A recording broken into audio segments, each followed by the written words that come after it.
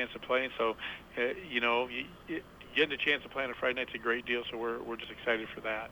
Win, and you get Sergeant Luton, who has a bye in the opening round in that second game of the pod. Did you like your pod when it came out? To be honest with you, I didn't really think about it because we simply we assumed we were going to play somebody from the north, whether it was them, Boyden Hall, or Spencer. So it was not a surprise. Let's talk about this Denison/Schleswig matchup. You guys played them earlier this year, week 3. We mentioned that over there. Tight game at halftime, 7-7, but you guys dominated the second quarter, got some turnovers, got some big plays offensively. You pick up a 42-7 victory that night. So any concern having to match up against a team that played well against you for a half the first time around?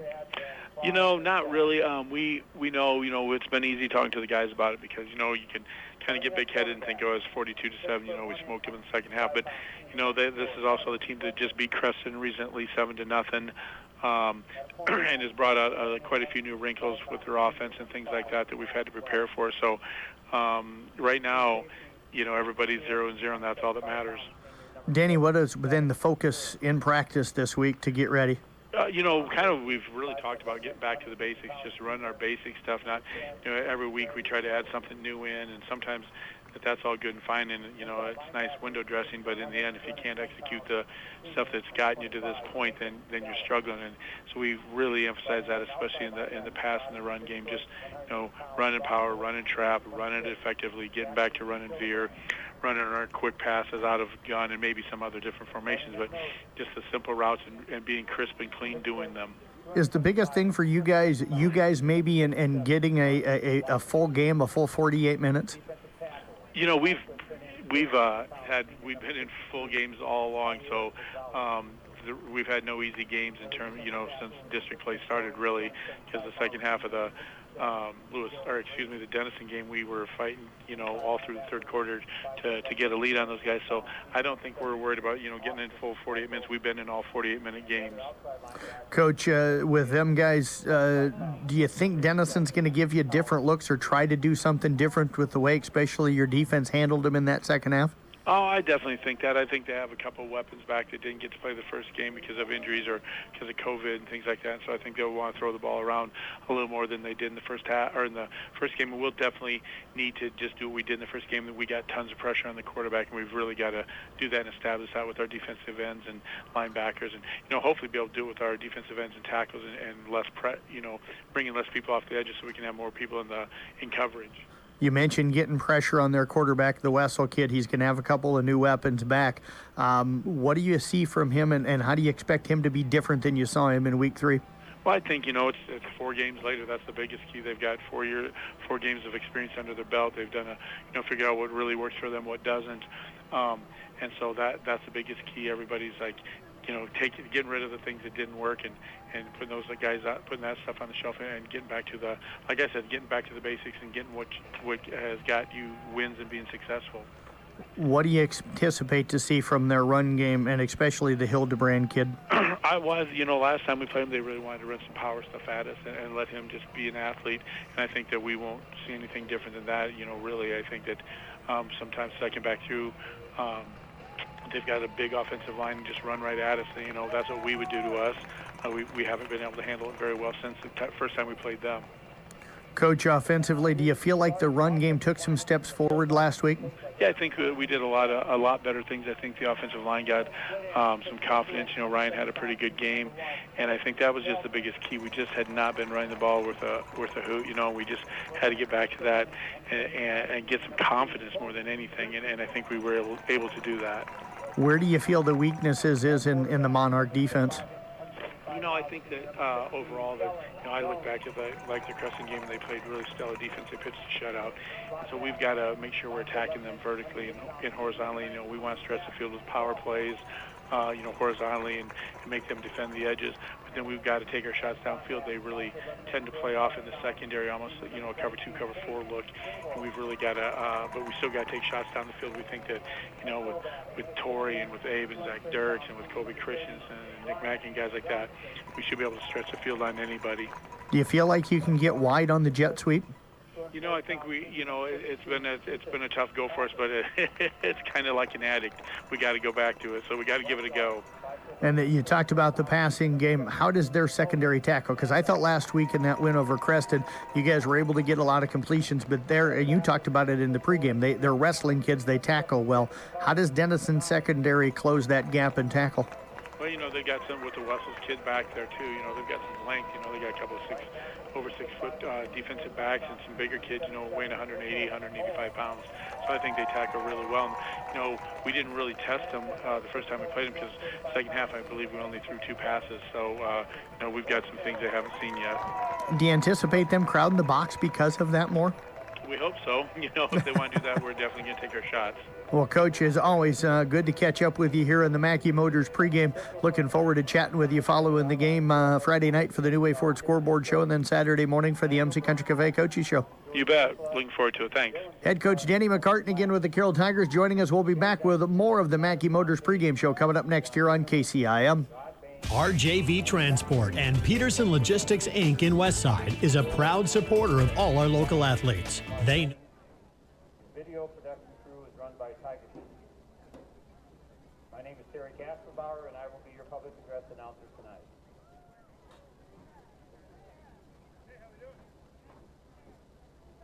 May I direct your attention, please, to the football field as the Morris Gun Post number 7 Carroll American Legion, the members of the Carroll High School Marching Band, under the direction of Mrs. Jennifer Swope, the drum majors Hannah Bush and Hayes Koff, as they present our national anthem.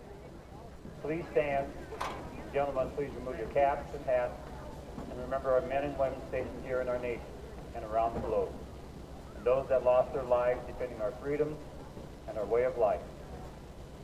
Now, let's honor America and address our colors on the field for our national anthem.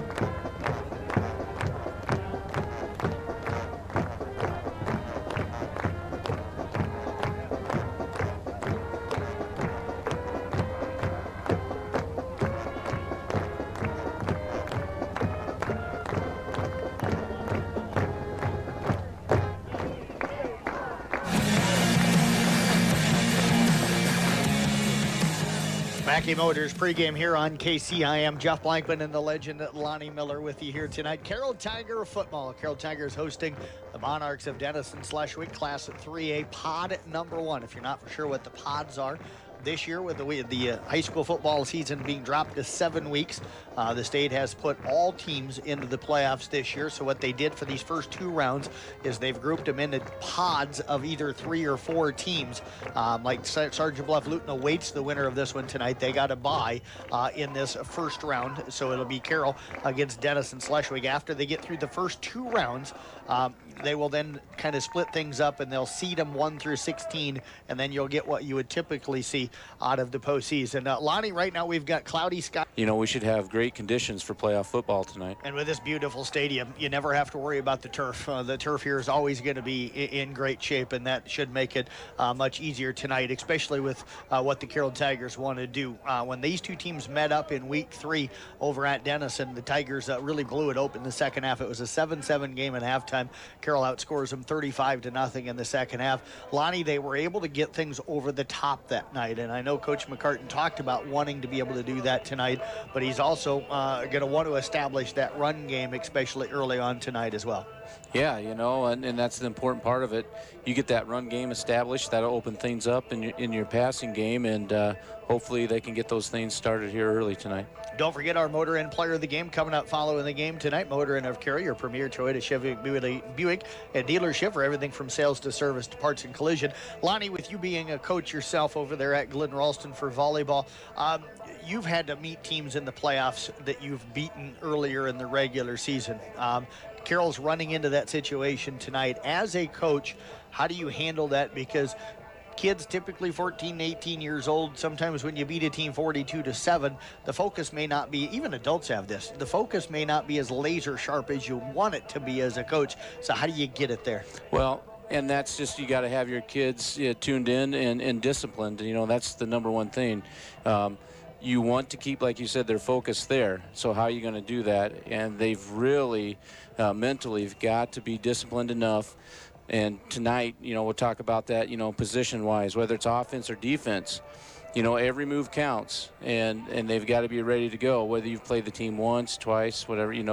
It's not going to be maybe as easy as it was. Teams progressively get better during the end of the season. So you have got to be on top of your game, and you've got to stick to what you've been practicing. And I think the key tonight for the Tigers, Carter Vanami, Ethan Hacker, Tyson Bordenero, Nolan Landauer, and Mitchell Owen, those guys up front, they maybe had their best game of the season since the Denison game last week in their win against Creston Orient Maxburg. Went out and kind of dominated in that first half, really got that running game established, pushed the Panthers, who were smaller, around a little bit.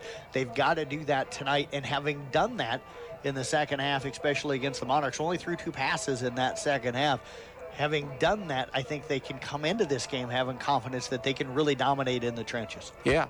You get that domination, you get that push off the line, you get that run game going. That's not only in your favor, but also with the clock. You run the minutes off the clock, you control the game from there, Jeff. Absolutely, and winning that time of possession battle used to be what everybody talked about. Not as much with the world of spread and hurry up and scoring offenses, but I still think if you can keep your defense off the field as much as you can, it certainly helps. We'll step away, we'll take a quick break. We'll be back with more of our Mackey Motors pregame next year on KCIM. Did you know that credit...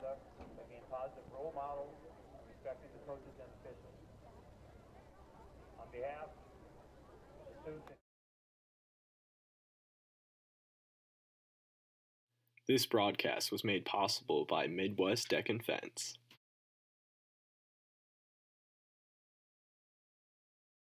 Have you donated to the Carroll High School Foundation yet? It's Carroll Community School District's Academic Booster Club. This foundation provides financial resources to benefit students and staff of the Carroll Community School District to enhance and inspire educational experiences and opportunities through community assistance from grades preschool through high school. If you want to donate, go to their website, which is linked to our district webpage, or find them on Facebook at Carroll High School Foundation. Hey, it's Jeff Blankman. I'd like to give a shout out to New Way Ford in Coon Rapids for sponsoring Sports on the Go with me, Jeff Blankman, and giving me a vehicle to drive to the game. I am covering here in Carroll tonight. To make sure to listen throughout the game tonight for our New Way Ford feature vehicle of the game. Tonight it's a 2018 Nissan Altima.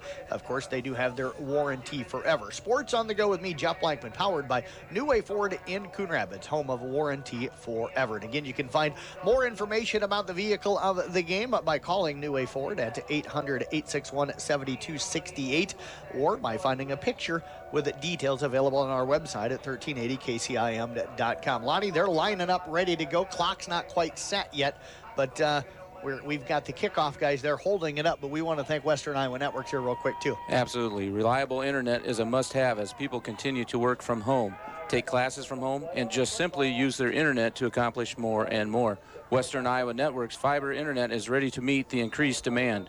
Right now, you can sign up for the 100 megabyte fiber internet for only $49.99 per month. Call 1-888-508-2946 to sign up, or for more details, go to westianet.com. Tigers did kick off there just a moment ago, and kicking that one off again was Elijah Lee. That kick did end up going out of bounds, so Denison Schleswig going to take the football. They'll have their first possession here tonight. No time off of the clock here, of course. The Monarchs will have very good field position as they'll start out at their own 35-yard line. Starters up front for them, Austin Wessel, Joe Gravy, Michael Madera, Eden Guillermo, and Carter Weiss, are the starters up front. Their receivers and tight end. The tight end is Nathan Gallup. The receivers are Evan Turin and Aiden Skoltenga. And we're going to have our first play. It is an I formation. They're going to hand it off to Hildebrand, and Hildebrand is wrapped up, and drop tackle made that time for the Tigers out at around the 36-yard line. A pickup of 1 on the play for Hildebrand. Taking a look at the rest of their starters. Carter Wessel is the quarterback. Lee Arejo is their fullback, and Jackson Hildebrand the tailback here tonight for the Monarchs.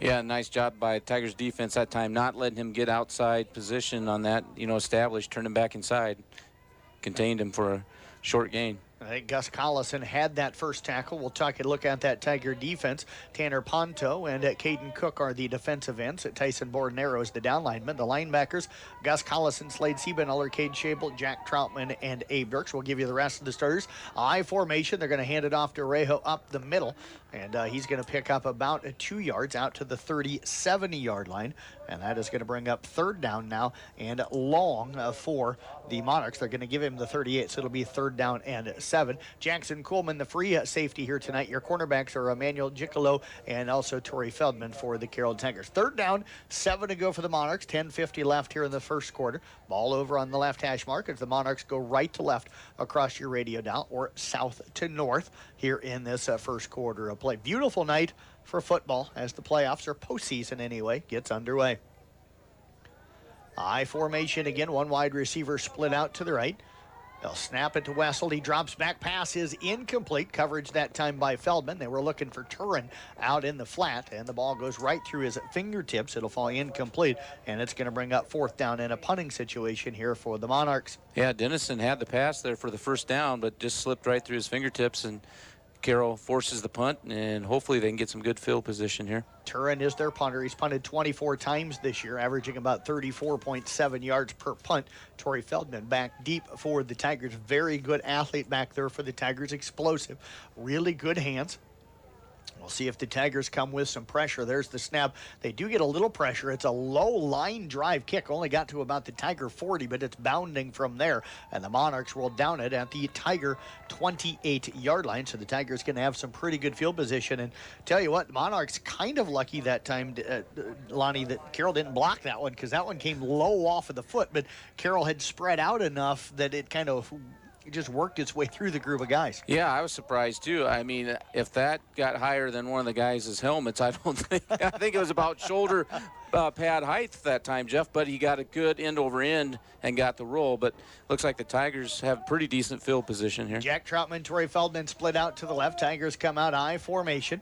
They'll turn. Jones going to hand it off to Johnston, and Johnston fights his way out to the 30. A pickup of 3 on the play for the first play of the game for the Tigers. Let's take a look at that starting offense for Carroll tonight. Carter Vadami at left tackle, Ethan Hacker at left guard, Tyson Bordenaro at center, Nolan Landauer at right guard, and Mitchell Owen at right tackle. Of course, you got Colby Christensen, Jack Troutman, Torrey Feldman, and Cade Schabel, the wide receivers, along with Abe Dirks in the slot. Kellen Jones, the quarterback, and Ryan Johnston is the tailback. Tigers will come back out. Caden Cook in a fullback. 2 wide receivers out to the left, I formation, ball over on the right hash mark. Jones takes it, hands it off to Cook, breaks a tackle right at the line of scrimmage. He'll fight out near the 31-yard line, a pickup of 1 on the play, and it'll bring up, we'll call it 3rd down now and 6 to go. Yeah, initially broke that first tackle, but then the defense by Denison able to swarm, stop him for any more gain. Defensively for the Monarchs, Joe Gravy, Javier Gonzalez, and Brady Bell are the down linemen. The linebackers here tonight are Jackson Hildebrand, Austin Wessel, Nathan Gallup, and Gage Reese. We'll give you the rest of the defense after this 3rd down play. 9 minutes remaining in a scoreless first quarter. Jones out of the shotgun, puts 4 guys out into the pattern, wants to throw, and it is a nice catch by Colby Christensen on the sidelines out at the 39-yard line, a pickup of 8. Great job of using the hands to make that catch, and it's enough for the first down. Well thrown ball as well by Jones. Oh, that was a great catch here on the near sideline, and he had that defense all over him.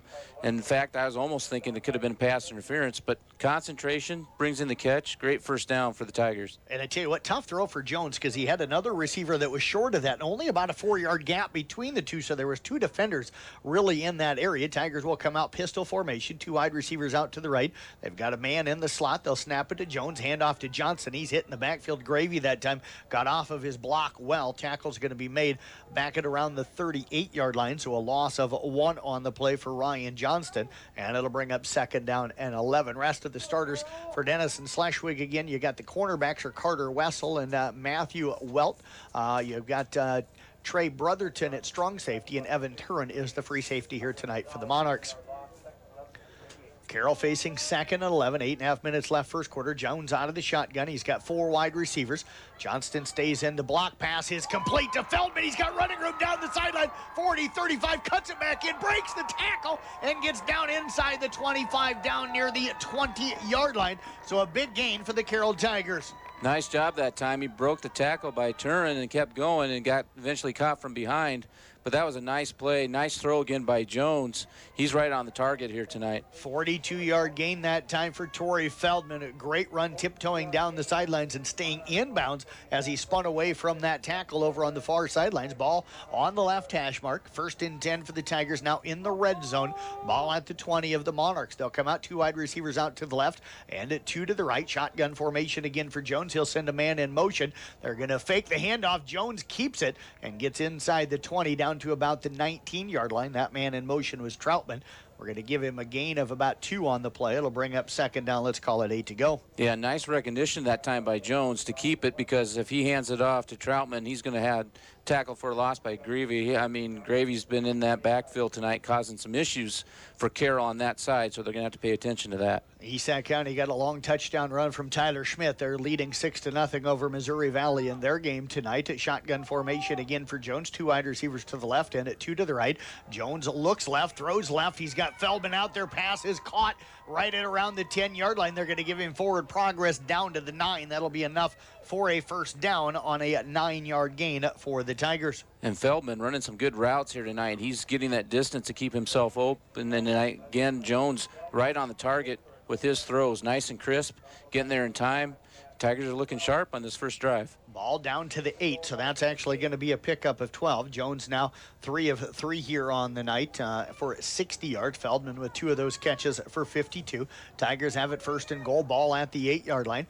Jones again out of the pistol formation this time. 2 wide receivers to the short side of the field to the left. They'll hand it off to Johnston, and Johnston hit right at the line of scrimmage, maybe able to fight his way back to the line of scrimmage, so no gain on the play, and it'll bring up 2nd down now and goal to go. And that's the one issue for the Tigers have had a lot this year. You've heard Danny McCartan talk about it, Lonnie, is their running backs just aren't getting a lot of creases to be able to run through. Right. You know, they're trying to get that inside run established, but there's just no room right there. And that time, Jones probably could have, you know, if he could have seen that and kept it, he had probably a shot at the end zone. Absolutely. Don't know if that was a called handoff, but Right. if that was one where he could have pulled it away from Johnston, he might have had some running room. Again, Jones out of the shotgun, drops back, wants to throws it out into the flat, and overshoots his intended receiver that time, Christensen. And it'll bring up third down now and goal. First miss here tonight for Kellen Jones. And Lonnie, you got to wonder, if they don't get it here, depends on probably where they're tackled at, if they complete it or if they run it. But are you in 4-down territory, or do you take the 3 points off of this opening drive and get on the board? Yeah, that's a tough call, and right now they've been looking pretty good. I almost think you go for it, but you might want to get points on the board early. And that time, you talk about the routes, they had 2 receivers within 5 yards, Feldman and Christensen that time. And at the 8-yard line, that's not a lot of room. There's a lot of defenders in there. You've got 2 wide receivers on each side. Again, looking across the middle, they've got Johnston just over his fingertips. Johnston leaked out of the backfield. Delaney was open right away, but Johnston had to wait to throw it over top, or Jones did, over top of that linebacker, and just left it a little high. Yep, and just about a foot too high. Johnston did try to make an attempt with his one hand, couldn't get there, and it looks like the Tigers are going to try to put some points on the board with the field goal attempt. Ought to have been up 7-0 right now on Bedford. That's one where you kind of just lofted to the back of the end zone, put some height. He tried to kind of rocket that one in there, but he had to throw it over that linebacker. There was nobody around Johnson, so just lofted up. Elijah Lee, nope, that's not Lee undetected. That's Nolan Moore, and his field goal is going to be blocked as the Monarchs got pressure up the middle, and they're going to recover that out at around the 17-yard line. So Moore's field goal attempt, Lonnie, is blocked. Yeah, it looked like Hacker got in there. Or not, excuse me, it looked like for Denison, maybe Gravy got in there, but there's 3 of them.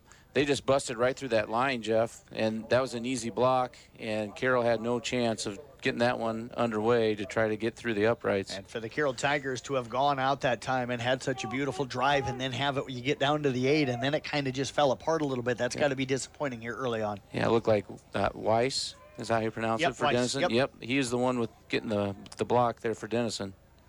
Monarchs will come out I formation, 2 wide receivers out to the left. They're going to hand the football off to Orejo, and he's going to get some pretty decent running room as he pushes the pile forward to around the 23-yard line. So that's going to be a pickup of 6. Going to bring up second down. We'll call it short second down and about 4 years to go. And you wonder if that maybe a little momentum after that blocked field goal.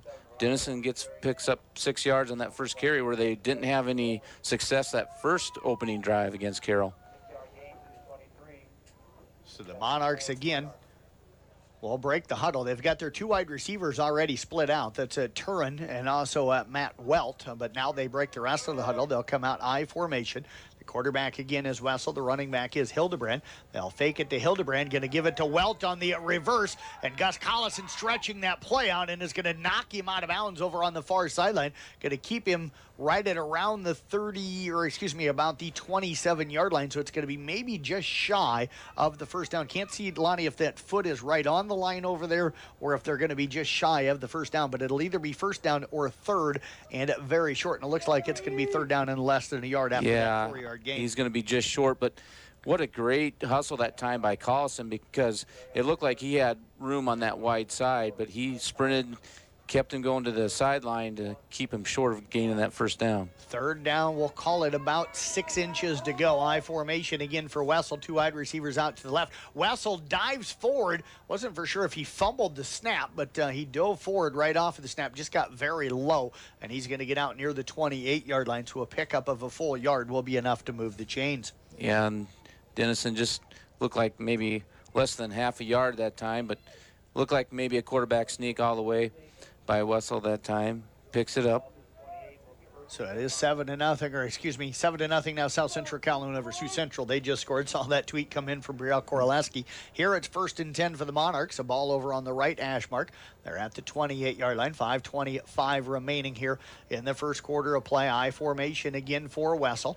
2 wide receivers again in Turin and Welt. They're going to hand it off to Hildebrand, and a great job up front by the Tiger defense as they swallowed that play up. No gain on the play. It'll bring up second down and 10. Yeah, and shooting right through the gap that time, making a great play was, I think maybe Siebenauer even got in on that one too to help stop that. But great penetration through that offensive line to get the stop for the Tigers. So second down and 10. Monarchs, Lonnie, really taking their time in the huddle. It's almost like they want to keep the Tiger offense off the field a little bit. That's what I was thinking. They're maybe trying to stretch out this as much as they can. I'll snap it back again. They hand it off to Orejo, and he is going to be out past the 30, out near the 31-yard line. They're going to give him the 32. That'll be a pickup of 4. That's been really probably their most successful play as the quick hitter right now with the fullback. Right, and he's getting 6 yards, 4 yards here, and that's actually on that last possession, kind of gave him 3rd and short or 3rd and, maybe 5 to go.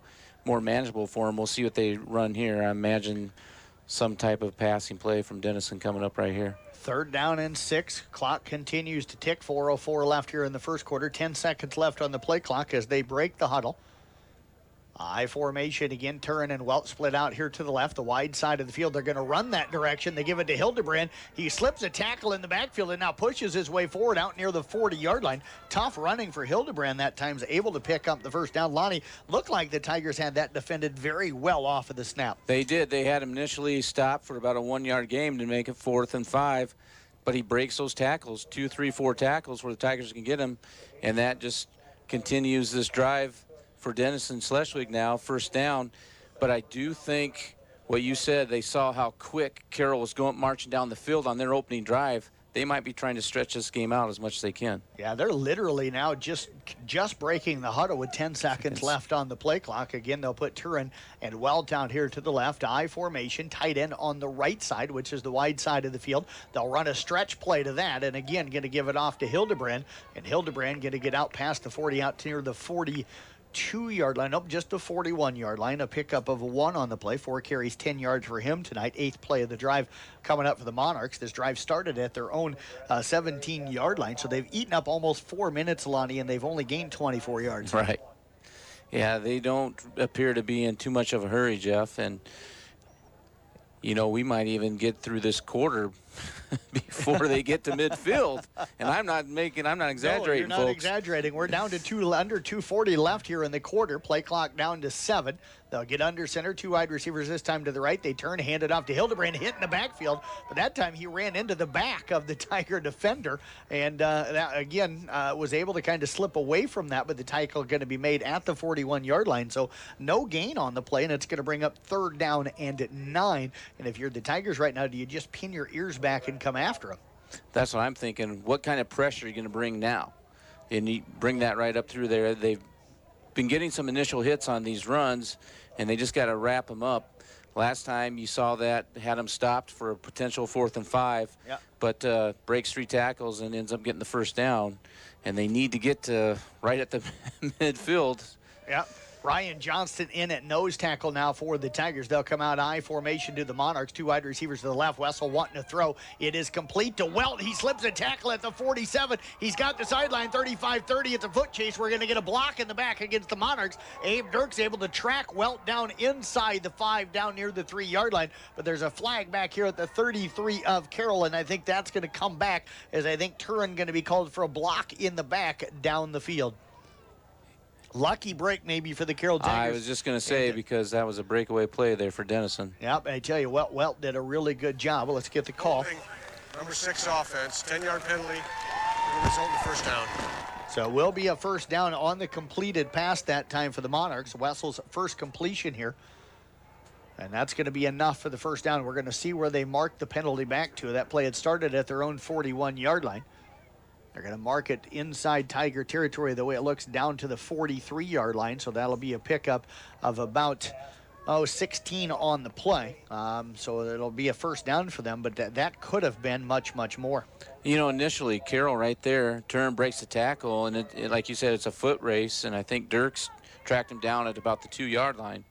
But it could be first and goal right now for Denison. So a big break for Carroll to be back here almost just at the shy of the 45. Tigers just didn't break down defensively that time, come running full speed. They'll hand it off to Hildebrand again, and he is going to be tackled by Caden Cook that time, or Cade Shable, excuse me. Tackle made down at around the 42-yard line, a pickup of 1 on the plays. They are again in Tiger territory. 11th play of the drive coming up. It'll be 2nd down and 9 with 1:20 left in this scoreless first quarter. And I really do think Denison is trying to manage the clock as much as they can. maybe they know how explosive Carroll can be and get down the field in a hurry. And if they think maybe their advantage, if they can control this clock and stretch it out as much as they can, that might be in their favor. I formation again for the Monarchs. Under a minute remaining here in the quarter. Wessel takes the snap. Again, fakes the handoff. Pressure comes. He is hit by Siebenaller. The pass going to be incomplete. He was looking for Welt, and a good job by Siebenaller to make him throw that one a little earlier than maybe he wanted to. And you talked about Carroll bringing the pressure, Jeff, and that's exactly what happened on that play. Siebenaller breaks through, and as soon Wessel turns, he's got to get rid of it, otherwise he's facing a sack, and Siebenaller almost came up with a sack right there. Absolutely. Green County now on top of Red Oak 15-0. That one late in the first quarter. Wessel almost over on the sideline getting the play call right now from Coach Van Cly. 50 seconds left, and the clock is stopped on the board. Play clock is running. Oh, the incomplete pass. Never mind me.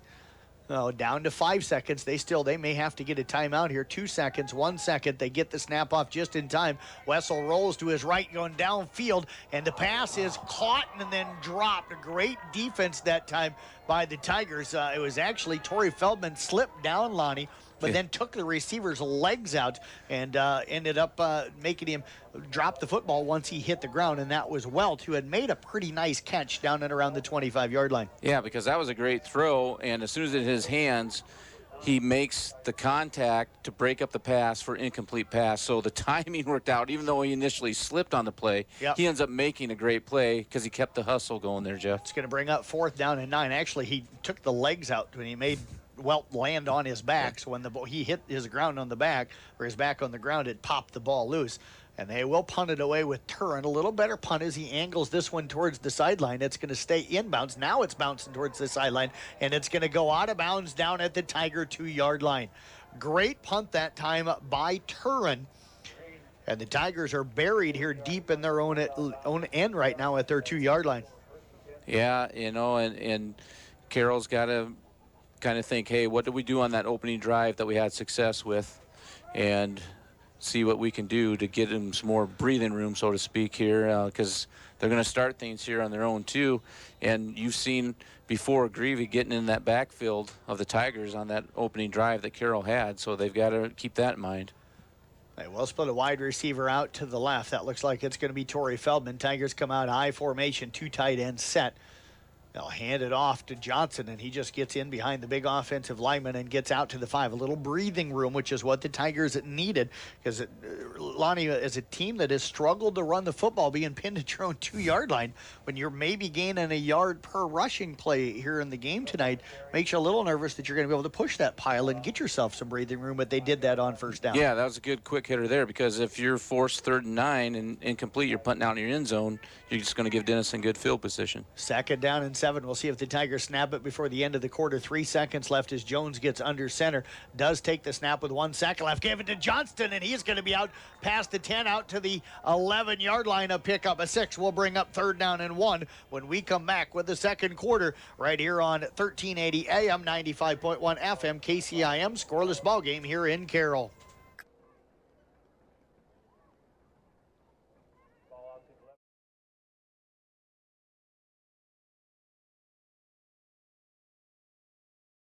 This broadcast was made possible by Midwest Deck and Fence.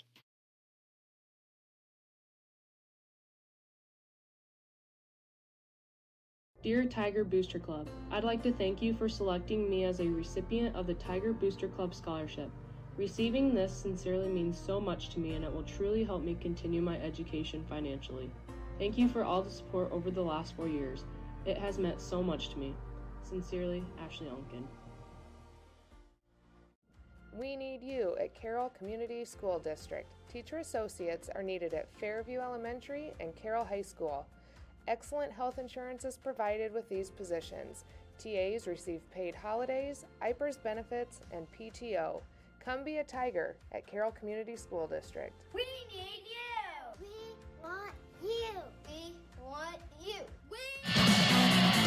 Jeff Blankman, Lonnie Miller with you, Motor Inn Player of the Game coming up following the ball game tonight. Lonnie, this is a big third down early. We're just starting the second quarter here, but the Tigers don't get this. All of a sudden, they're punting from their own end zone, or right near their own end zone, and Denison probably going to get field position. They get a first down here. They got a chance to at least push it a little further away, or sustain a drive and maybe get some points on the board. Yeah, and you want to probably use one of your top 3 plays here to get that first down. This is how important that is. They've had some success with Johnston running that early on, and they need to pick it up here so they can keep that momentum going. Tigers with it, 3rd down and 1. ESAC now up 14-0 against Missouri Valley here tonight. That's late in the first quarter. I formation for Jones, takes the snap, hands it off to Johnston, and he is going to have the first down as he gets out to the 15-yard line. A pickup of 4 on the play. Johnston now 6 carries for 15 yards here on the night.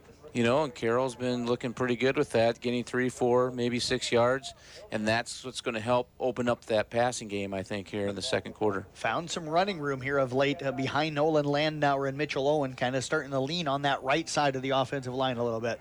Absolutely. Ball over on the right hash mark. Feldman splits out to the left. I formation for the Tigers.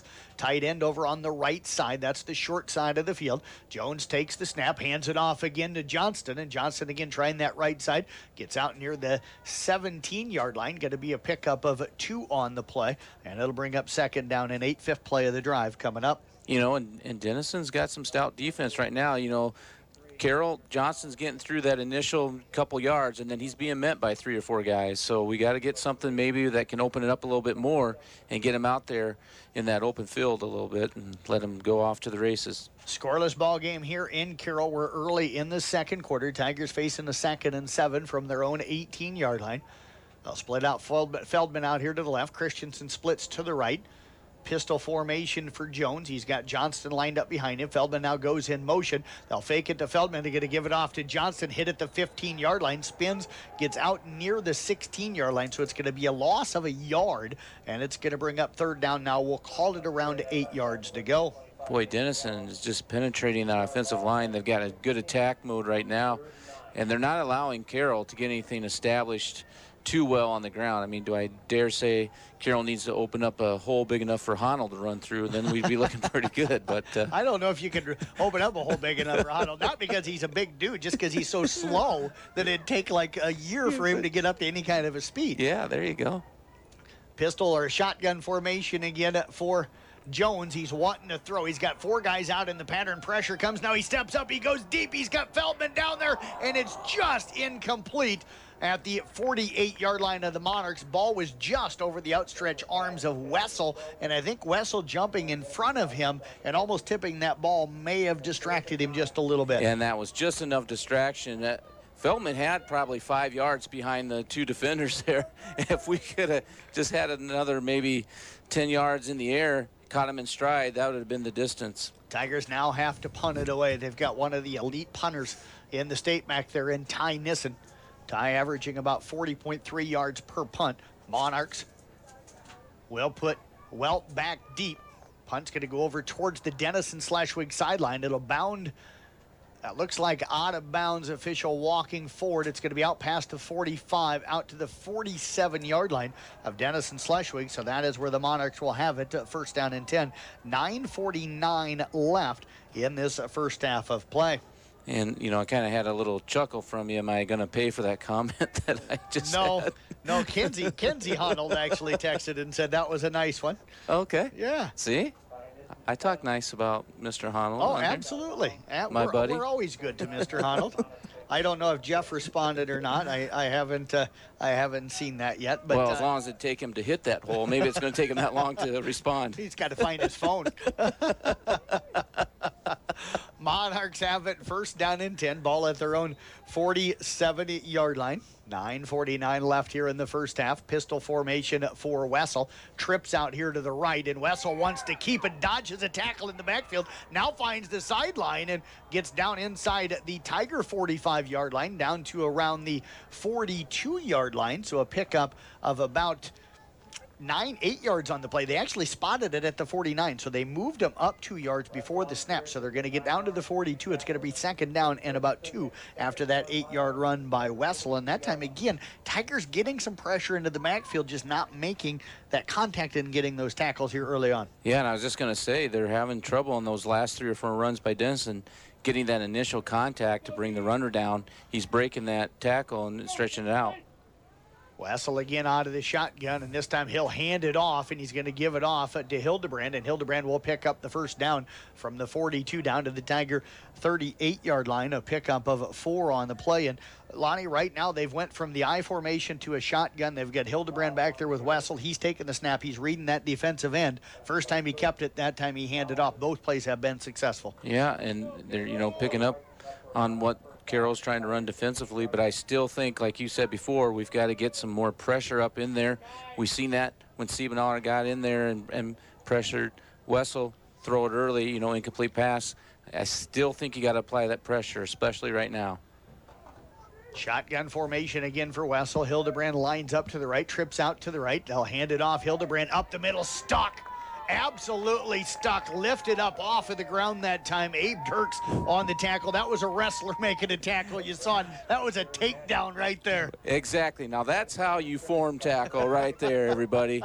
He stuck him, lifted him up, and he was driving those legs, and he carried him about 5 yards backwards there, Jeff. Yeah, absolutely. That was a guy taking him down on the mat if I've ever seen it right there. It's going to bring up second down and 10. 8:05 remaining here in the first half of play. Scoreless ball game. Monarchs for the second time with the ball tonight, and both times they have actually gotten into Carroll Tiger territory. And now Wessel going to keep it. He's got the left edge. He's got a block out there, finds the sideline, and stumbles down inside the 25. Going to mark him down right at the 20-yard line, so a pickup of 18 on the play for Wessel, and it's another Monarch first down. And Wessel that time, I thought he's getting kind of pretty close to that sideline over there. If he was able to keep his balance, he might have put that one in the end zone there, Jeff. Absolutely. Quick update here. Not really a surprise. Kemper leading 10-0 with 9:43 left in the second quarter up there at Pocahontas. That was a game I thought they could go up and get tonight. Audubon now on top of Bedford 14-0 with 11:08 left in the first quarter there. Shotgun formation again for Wessel. Trips out to the right. And the ball is off of him, off the snap, and the Carroll Tigers have it. Ponto had it popped right into his arms, and Tanner comes down with it, and the Tigers get the turnover at the 25-yard line. Great job defensively for Carroll to be right there, pick that one up, and that's what they needed, was a big stop. They get the turnover, and now let's see how the offense responds after that play. That might be the momentum that the Carroll Tigers needed there as they get the ball off of the turnover. Ball out at their own 26-yard line. 7:14 left here in this first quarter of play. I can't repeat what I just got from Mr. Honnold, but he wanted to say that hello to me and Mr. Blankman, I think. He appreciates our commentary here tonight. We'll yes, say it that way. 2 wide receivers out to the left. They're going to throw it to Johnston out of the I formation. Got some blocks. He's out past the 30, out to the 35-yard line. Drugged down from behind at the 37, a pickup of 11, and that should be enough for a Tiger first down. Nice job that time. Get the ball out to Johnston. Owen leading the way with the block. And a great play there for Carroll. They're responding great on that turnover. Let's take it down and score. Absolutely. 6:55 remaining first half.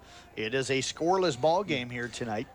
And like you said, Denison running much of that clock in the first quarter. And neither team throwing a ton and stuff, so that clock has been running. I formation, and Jones going to flip it. Siebenthaler can throws it on the run, and Wessel's there to pick it off. He had one receiver, Schabel, out there, and they were trying to catch it, but Wessel, a quarterback himself, read that from his safety position, had great coverage, and able to intercept the pass from Slade Siebenthaler, and the Tigers turn it over. Yeah, and that time you said Wessel, he read that perfectly and stepped in front of that, and it might have been thrown behind him just a little bit, but like you said, a quarterback himself, Wessel knew was coming, makes the interception, and now the turnover by the Tigers. Denison with the ball with 6:39 remaining before half. Yep, and they're going to have it at the Tiger 49-yard line. Hey, Jeff Blankman here. I want to give a shout-out to New Way Ford in Coon Rapids for sponsoring Sports on the Go with me and giving me a vehicle to drive to the game I'm covering tonight here in town. Make sure to listen throughout the game for our New Way Ford vehicle of the night. Tonight, it's a 2018 Nissan Altima. You can learn more by calling New Way at 800-861-7268. Handoff up the middle to Arejo, and Arejo going to get down around the 45-yard line, so a pickup of 4 on the play. 4 carries tonight for 16 yards for him. I think most coaches would take a fullback getting 4 yards per pop. Oh, yeah. And if anything we've seen from Denison tonight already, it looks like they're probably going to take their time here, Jeff, try to score and not leave much time left before half for Carroll to respond. Yep, 2nd down and 6 to go. Again, Sports on the Go with Jeff Blankman, powered by New Way Ford in Coon Rapids, home of Warranty Forever. Don't forget you can find a picture and get more details on the featured vehicle of the night on our website at 1380kcim.com. 2nd and 6, Wessel hands it off again. This time it is to Arejo, or Hildebrand, Hildebrand, the second guy through, and he's going to get a yard down to the 44. It'll bring up 3rd down and 5 to go. And that was a good stop there, forced in the 3rd and 5 by the Tigers. And want to give a quick shout out Western Iowa Networks for tonight. Whether you're streaming video, working from home, or taking classes from home, Western Iowa Networks fiber internet has the bandwidth you need to keep you on track. Sign up for the 100 megabyte fiber internet for only $49.99 a month for a year. Call 888-508-2946 to sign up, or for more details, go to westianet.com. 5:18 left, 3rd and 5 for the Monarchs, and we've got some movement up front, and that's going to go against Denison Schleswig. They're trying to point the other direction, but I think the official's going to say that Gallup was the guy that moved early. Let's wait and see. 25 offense, 5-yard penalty, 3rd down.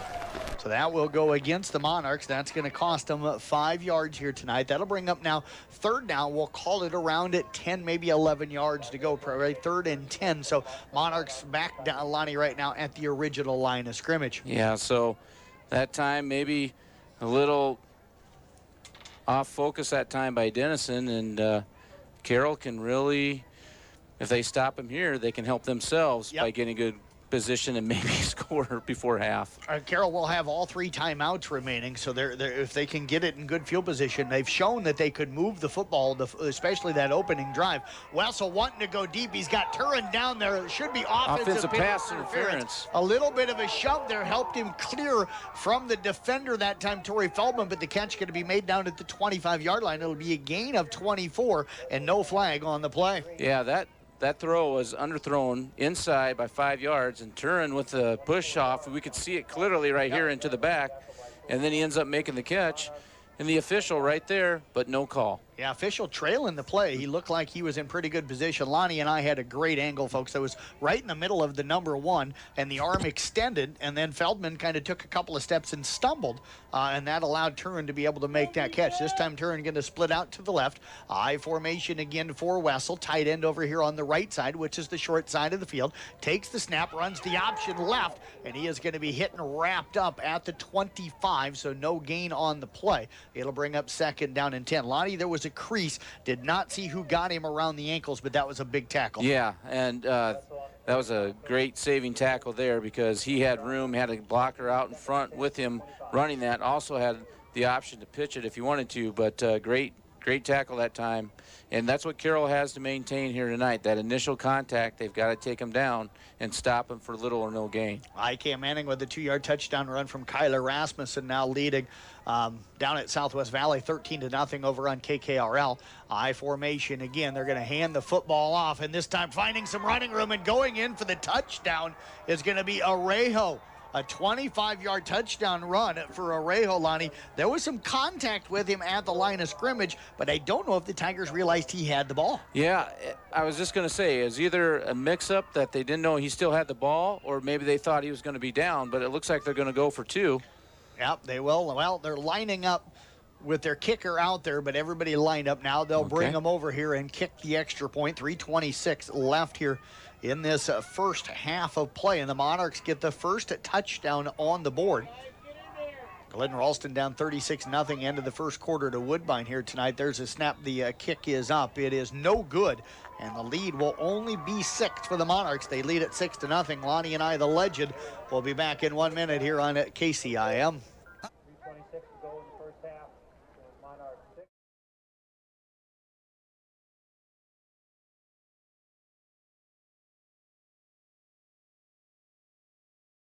We need you at Carroll Community School District. Teacher associates are needed at Fairview Elementary and Carroll High School.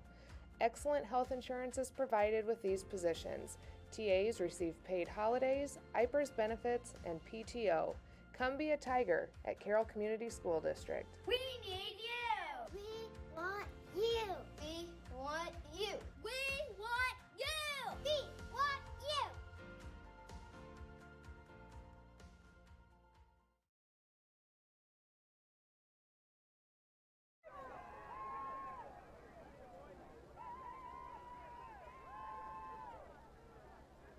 They're set to kick off for the Monarchs. Dirk Feldman deep for the Tigers.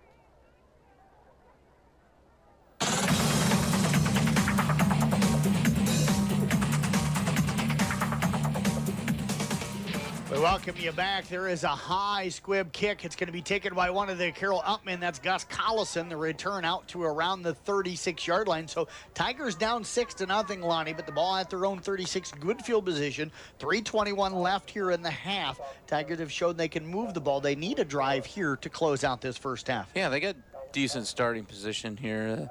They got to go and make sure that if they're going to run, they get it out there, get 3-4 yards a pop, set up their passing. They've got plenty of time. We've seen how they can go down the field in a hurry. They still have all their timeouts left and try to tie this up or take the lead before half. Roselle Mutual halftime report coming up. The Tigers out of the shotgun. They've got trips out here to the left, twin receivers to the right. Jones will send a man in motion. That's going to be Shable. Fakes it to him. Jones wants to keep it, kind of dances around a little bit, then gets out to the right side, waited for a crease, gets himself out past the 40, out to the 42-yard line. A pickup of 5 on the play for Jones will bring up 2nd and 5. And when I say dancing around, he was just being very patient. He was waiting for that hole, and then he exploded through it. Yeah, and like you said, absolutely, Jeff. He was waiting for the right time. He was being patient, and he saw that open up. And now you're looking at about a 2nd, 5, 2nd, and 6, and that's what the Tigers needed. Feldman out to the left. You got Shable in the slot here on the left side. And if Troutman in the slot over on the right side. Shotgun formation for Jones. Wants to throw. He's got Troutman. It's caught. Ball at the 45. Going to be knocked down and brought down out at the 49-yard line. A pickup of 7, and that'll be enough for the first down for the Carroll Tigers. And when Carroll's getting those quick throws out to the side, they're being successful on that. Even that one time they hit Johnson out on that. So if Carroll can get out to the side and they got the speed enough to open it up downfield a little bit, that might be what they're looking for to keep doing here before half. 6th catch of the season for Troutman, first here tonight. He's got 90 yards now on the year with 1 touchdown. 2 wide receivers out to the right, 2 to the left. Shotgun again for Jones with Johnston lined up to his right. Denison with 4 down linemen. Come with some pressure off of the outside. He's going deep down the field, and it's going to be over the head of his intended receiver, Colby Christensen. And the ball will fall incomplete, and it's going to bring up 2nd down now and 10. And Lonnie, I've noticed several times tonight, that time too, they had the 2 outside receivers both running a post pattern, and they almost ran it together. So you had 2 wide receivers and 2 defenders all about 5 yards apart from each other at the end of that play. Yeah, and it gets a little tricky. You probably don't really want that happening. Your receivers running the routes that close together because it might cause, hey, am I supposed to get the ball or him? Yep. And also could lead to an interception. Yeah, too many defenders there. It brings an extra defender. Jones out of the shotgun, sends Dirks in motion. They're going to get it to Abe on that jet sweep, looking like he can get the corner. He does. Turns it back upfield. He's going to get down into Monarch territory, down to the 40-yard line, an 11-yard gain for Abe Dirks, his first carry here tonight. And it'll bring a first down for the Carroll Tigers. They're in the Monarch territory with 2:29 left here in this first half of play. And I still feel that their big positive plays tonight so far is when they get outside, They got the edge and they got the speed to pick up those first downs. Troutman, Feldman split out here to the left, Christensen to the right, shotgun formation for Jones. Johnston lines up to his left, 1st and 10 on the right hash mark, and we're going to get a timeout called by the Carroll Tigers. We'll step away. Tigers trail it here 6-0 late in the first half. We're back right after this on KCIM.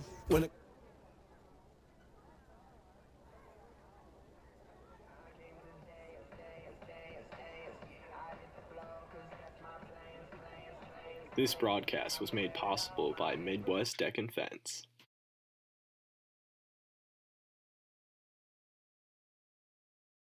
Have Have you donated to the Carroll High School Foundation yet? It's Carroll Community School District's Academic Booster Club. This foundation provides financial resources to benefit students and staff of the Carroll Community School District to enhance and inspire educational experiences and opportunities through community assistance from grades preschool through high school. If you want to donate, go to their website, which is linked to our district webpage, or find them on Facebook at Carroll High School Foundation.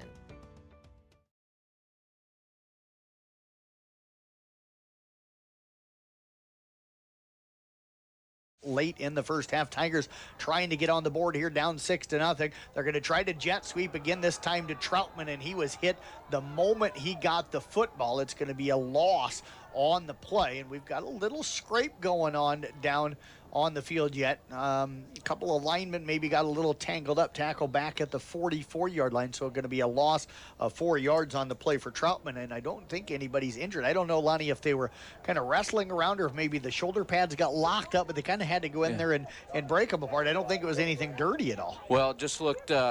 the Denison player just took something out of his face mask and handed it to the Carroll player. So somehow I think their headgear got tangled up, got caught together. But let's talk about the play, like you said. I mean, the handoff, that's one of those, as soon as he got the handoff, he got hit. I mean, they're lucky that didn't cause a fumble. Yeah, very, very lucky on that one that there was no fumble.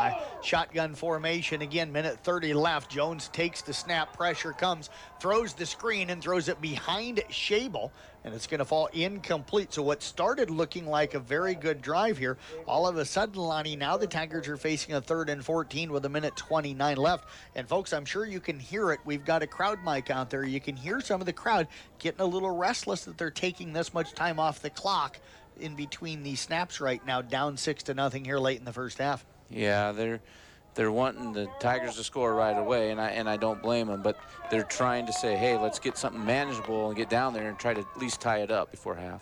Feldman, Troutman split out here to the left. Jones out of the shotgun, wants to throw. Pressure comes now. He's chased out of the pocket by Austin Wessel. Now looks to scramble, and he's just fighting to get back to the line of scrimmage, and he is going to be tackled back at around the 45-yard line. So another loss for the Tigers on that play, and it's going to bring up 4th down now, and the Tigers now going to have to punt this one away. Yeah, they started that drive. They had a couple good plays, had some first downs out of it, and then they got across midfield and they couldn't do anything there, Jeff. But I still think their success tonight is getting outside around that corner on the edge of Denison. And right now, if I'm tying this and I got 18 seconds left on the play clock, I don't snap it. Game clock's down to 49. I let that play clock run all the way down. They don't. They snap it with 13. So now Denison's going to have about an extra 12 seconds left. They're trying to pin them deep, but the punt goes into the end zone, a 45-yard punt. And Denison Schleswig will start at their own 20-yard line. 39 seconds left here in the first half. They lead it. The Monarchs do 6-0, and they have got all 3 of their timeouts left. I don't know if they'll use any. I don't know if they'll be happy going into the halftime here up 6-0. And we'll have to see if that big play by Denison comes back to haunt Carroll or not. Obviously, like you were telling everybody that's listening, we had a great advantage of that. We obviously seen the hand into the back. Should have been a pass interference call, wasn't. But let's see how Carroll responds to that. They still have a couple timeouts left. If they can get a turnover here. They're going to snap it back, and the handoff goes to Arrejo up the middle. He'll get from the 20 out to the 21-yard line, a pickup of just 1 on the play, and it looks like they're going to be happy and content to go in here at the halftime up 6-0, because again, they have been no hurry to get into huddles or out of huddles from the opening kickoff here in their opening possession tonight, folks. So it's not like all of a sudden they're just stalling now. They've been doing this all game, and my guess is they're not going to snap it again. Game clock down to 10, play clock's at 16, so they're not even breaking the huddle. So the halftime score here tonight, as we head to the Roselle Mutual halftime report, a little bit of a surprise. Carroll won 42-7 over at Denison in week 3. It's a little different right now. It was 7-7 at halftime that night. So if I'm a Tiger fan, I wouldn't be too worried. You still have a second half to go. But the Tigers right now trailing at 6-0 as we head to the Roselle Mutual halftime report next here on KCIM.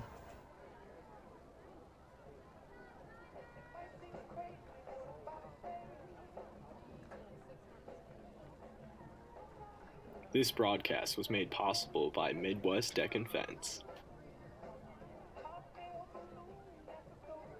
Do you know a little boy who just can't wait to step onto the football field as a Carroll Tiger someday? Does he want to wear the jersey, score the touchdown, win the big game? Do you know a high school athlete who is so proud to play for the Carroll Tigers?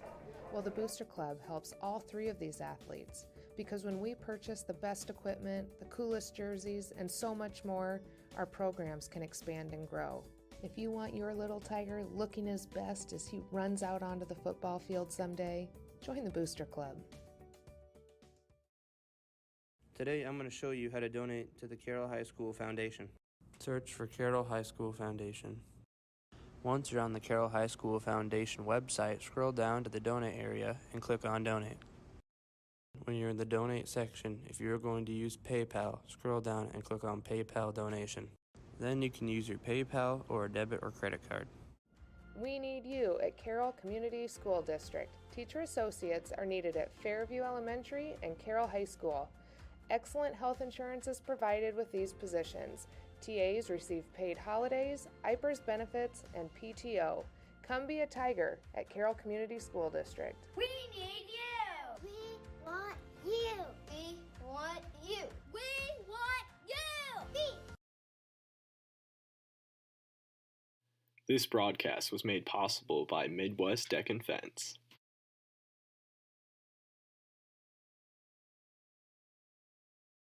Dear Tiger Booster Club, I'd like to thank you for selecting me as a recipient of the Tiger Booster Club Scholarship. Receiving this sincerely means so much to me, and it will truly help me continue my education financially. Thank you for all the support over the last 4 years. It has meant so much to me. Sincerely, Ashley Onken.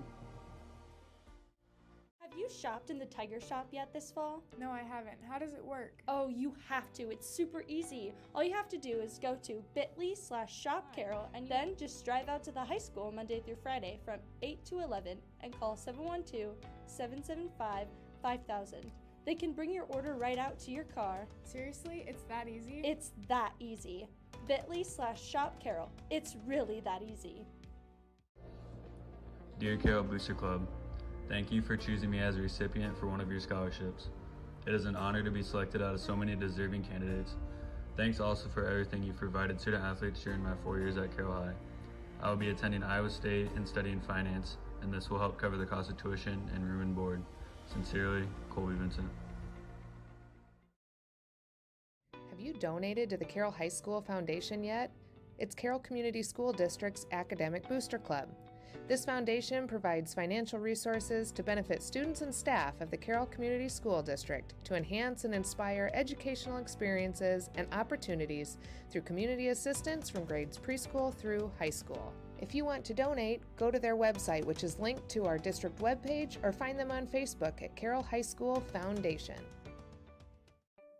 Do you know a little boy who just can't wait to step onto the football field as a Carroll Tiger someday?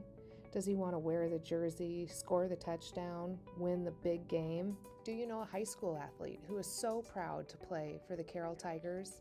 Well, the Booster Club helps all three of these athletes because when we purchase the best equipment, the coolest jerseys, and so much more, our programs can expand and grow. If you want your little tiger looking his best as he runs out onto the football field someday, join the Booster Club. Today I'm going to show you how to donate to the Carroll High School Foundation. Search for Carroll High School Foundation. Once you're on the Carroll High School Foundation website, scroll down to the donate area and click on donate. When you're in the donate section, if you're going to use PayPal, scroll down and click on PayPal donation. Then you can use your PayPal or a debit or credit card. We need you at Carroll Community School District. Teacher associates are needed at Fairview Elementary and Carroll High School. Excellent health insurance is provided with these positions. TAs receive paid holidays, IPERS benefits, and PTO. Come be a Tiger at Carroll Community School District. We need you. We want you. We want you. We want you. We want you.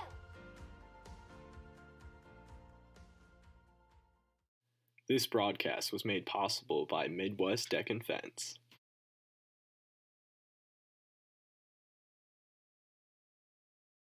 Dear Tiger Booster Club, I'd like to thank you for selecting me as a recipient of the Tiger Booster Club Scholarship. Receiving this sincerely means so much to me, and it will truly help me continue my education financially. Thank you for all the support over the last 4 years. It has meant so much to me. Sincerely, Ashley Unkin. Have you shopped in the Tiger Shop yet this fall? No, I haven't. How does it work? Oh, you have to. It's super easy. All you have to do is go to bit.ly/shopcarol and then just drive out to the high school Monday through Friday from 8 to 11 and call 712-775-5000. They can bring your order right out to your car. Seriously? It's that easy? It's that easy. bit.ly/shopcarol. It's really that easy. Dear Carroll Booster Club, thank you for choosing me as a recipient for one of your scholarships.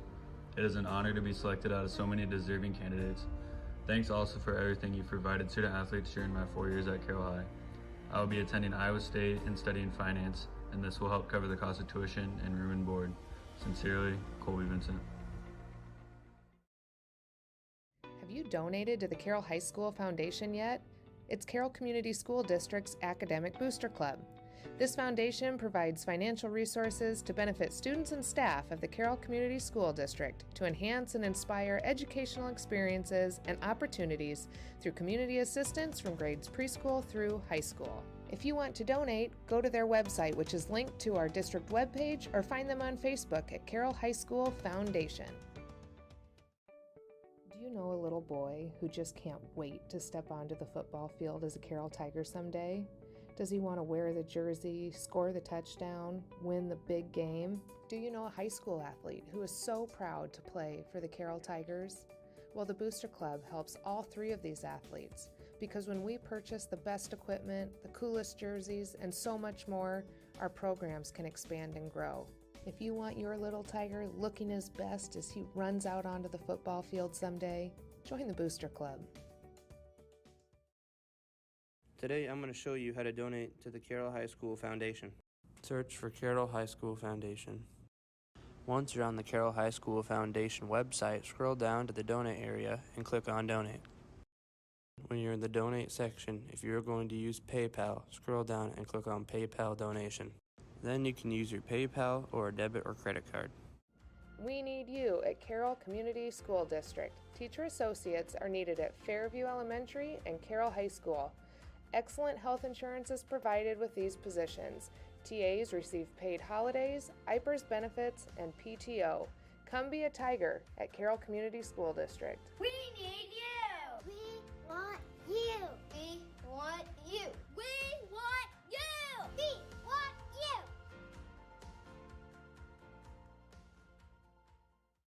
This broadcast was made possible by Midwest Deck and Fence.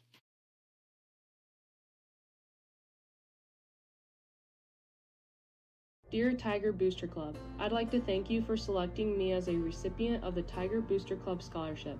Receiving this sincerely means so much to me, and it will truly help me continue my education financially. Thank you for all the support over the last 4 years. It has meant so much to me. Sincerely, Ashley Unkin. Have you shopped in the Tiger Shop yet this fall? No, I haven't. How does it work? Oh, you have to. It's super easy. All you have to do is go to bit.ly/shopcarol and then just drive out to the high school Monday through Friday from 8 to 11 and call 712-775-5000. They can bring your order right out to your car. Seriously? It's that easy? It's that easy. bit.ly/shopcarol. It's really that easy. Dear Carroll Booster Club, thank you for choosing me as a recipient for one of your scholarships. It is an honor to be selected out of so many deserving candidates. Thanks also for everything you've provided student athletes during my 4 years at Carroll High. I will be attending Iowa State and studying finance, and this will help cover the cost of tuition and room and board. Sincerely, Colby Vincent. Have you donated to the Carroll High School Foundation yet? It's Carroll Community School District's Academic Booster Club. This foundation provides financial resources to benefit students and staff of the Carroll Community School District to enhance and inspire educational experiences and opportunities through community assistance from grades preschool through high school. If you want to donate, go to their website, which is linked to our district webpage, or find them on Facebook at Carroll High School Foundation. Do you know a little boy who just can't wait to step onto the football field as a Carroll Tiger someday? Does he want to wear the jersey, score the touchdown, win the big game? Do you know a high school athlete who is so proud to play for the Carroll Tigers? Well, the Booster Club helps all three of these athletes because when we purchase the best equipment, the coolest jerseys, and so much more, our programs can expand and grow. If you want your little tiger looking his best as he runs out onto the football field someday, join the Booster Club. Today I'm going to show you how to donate to the Carroll High School Foundation. Search for Carroll High School Foundation. Once you're on the Carroll High School Foundation website, scroll down to the donate area and click on donate. When you're in the donate section, if you're going to use PayPal, scroll down and click on PayPal donation. Then you can use your PayPal or a debit or credit card. We need you at Carroll Community School District. Teacher associates are needed at Fairview Elementary and Carroll High School. Excellent health insurance is provided with these positions. TAs receive paid holidays, IPERS benefits, and PTO. Come be a Tiger at Carroll Community School District. We need you. We want you. We want you. We want you. We want you.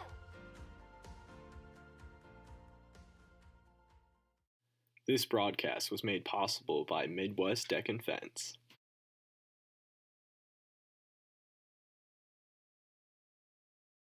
Dear Tiger Booster Club, I'd like to thank you for selecting me as a recipient of the Tiger Booster Club Scholarship. Receiving this sincerely means so much to me and it will truly help me continue my education financially. Thank you for all the support over the last 4 years. It has meant so much to me. Sincerely, Ashley Onken. Have you shopped in the Tiger Shop yet this fall? No, I haven't. How does it work? Oh, you have to. It's super easy. All you have to do is go to bit.ly/shopcarol and then just drive out to the high school Monday through Friday from 8 to 11 and call 712-775-5000. They can bring your order right out to your car. Seriously? It's that easy? It's that easy. bit.ly/shopcarol. It's really that easy. Dear Carroll Booster Club, thank you for choosing me as a recipient for one of your scholarships. It is an honor to be selected out of so many deserving candidates. Thanks also for everything you've provided student athletes during my 4 years at Carroll High. I will be attending Iowa State and studying finance, and this will help cover the cost of tuition and room and board. Sincerely, Colby Vincent. Have you donated to the Carroll High School Foundation yet? It's Carroll Community School District's Academic Booster Club. This foundation provides financial resources to benefit students and staff of the Carroll Community School District to enhance and inspire educational experiences and opportunities through community assistance from grades preschool through high school. If you want to donate, go to their website, which is linked to our district webpage, or find them on Facebook at Carroll High School Foundation. Do you know a little boy who just can't wait to step onto the football field as a Carroll Tiger someday? Does he want to wear the jersey, score the touchdown, win the big game? Do you know a high school athlete who is so proud to play for the Carroll Tigers? Well, the Booster Club helps all three of these athletes because when we purchase the best equipment, the coolest jerseys, and so much more, our programs can expand and grow. If you want your little tiger looking his best as he runs out onto the football field someday, join the Booster Club. Today I'm going to show you how to donate to the Carroll High School Foundation. Search for Carroll High School Foundation. Once you're on the Carroll High School Foundation website, scroll down to the donate area and click on donate. When you're in the donate section, if you're going to use PayPal, scroll down and click on PayPal donation. Then you can use your PayPal or a debit or credit card.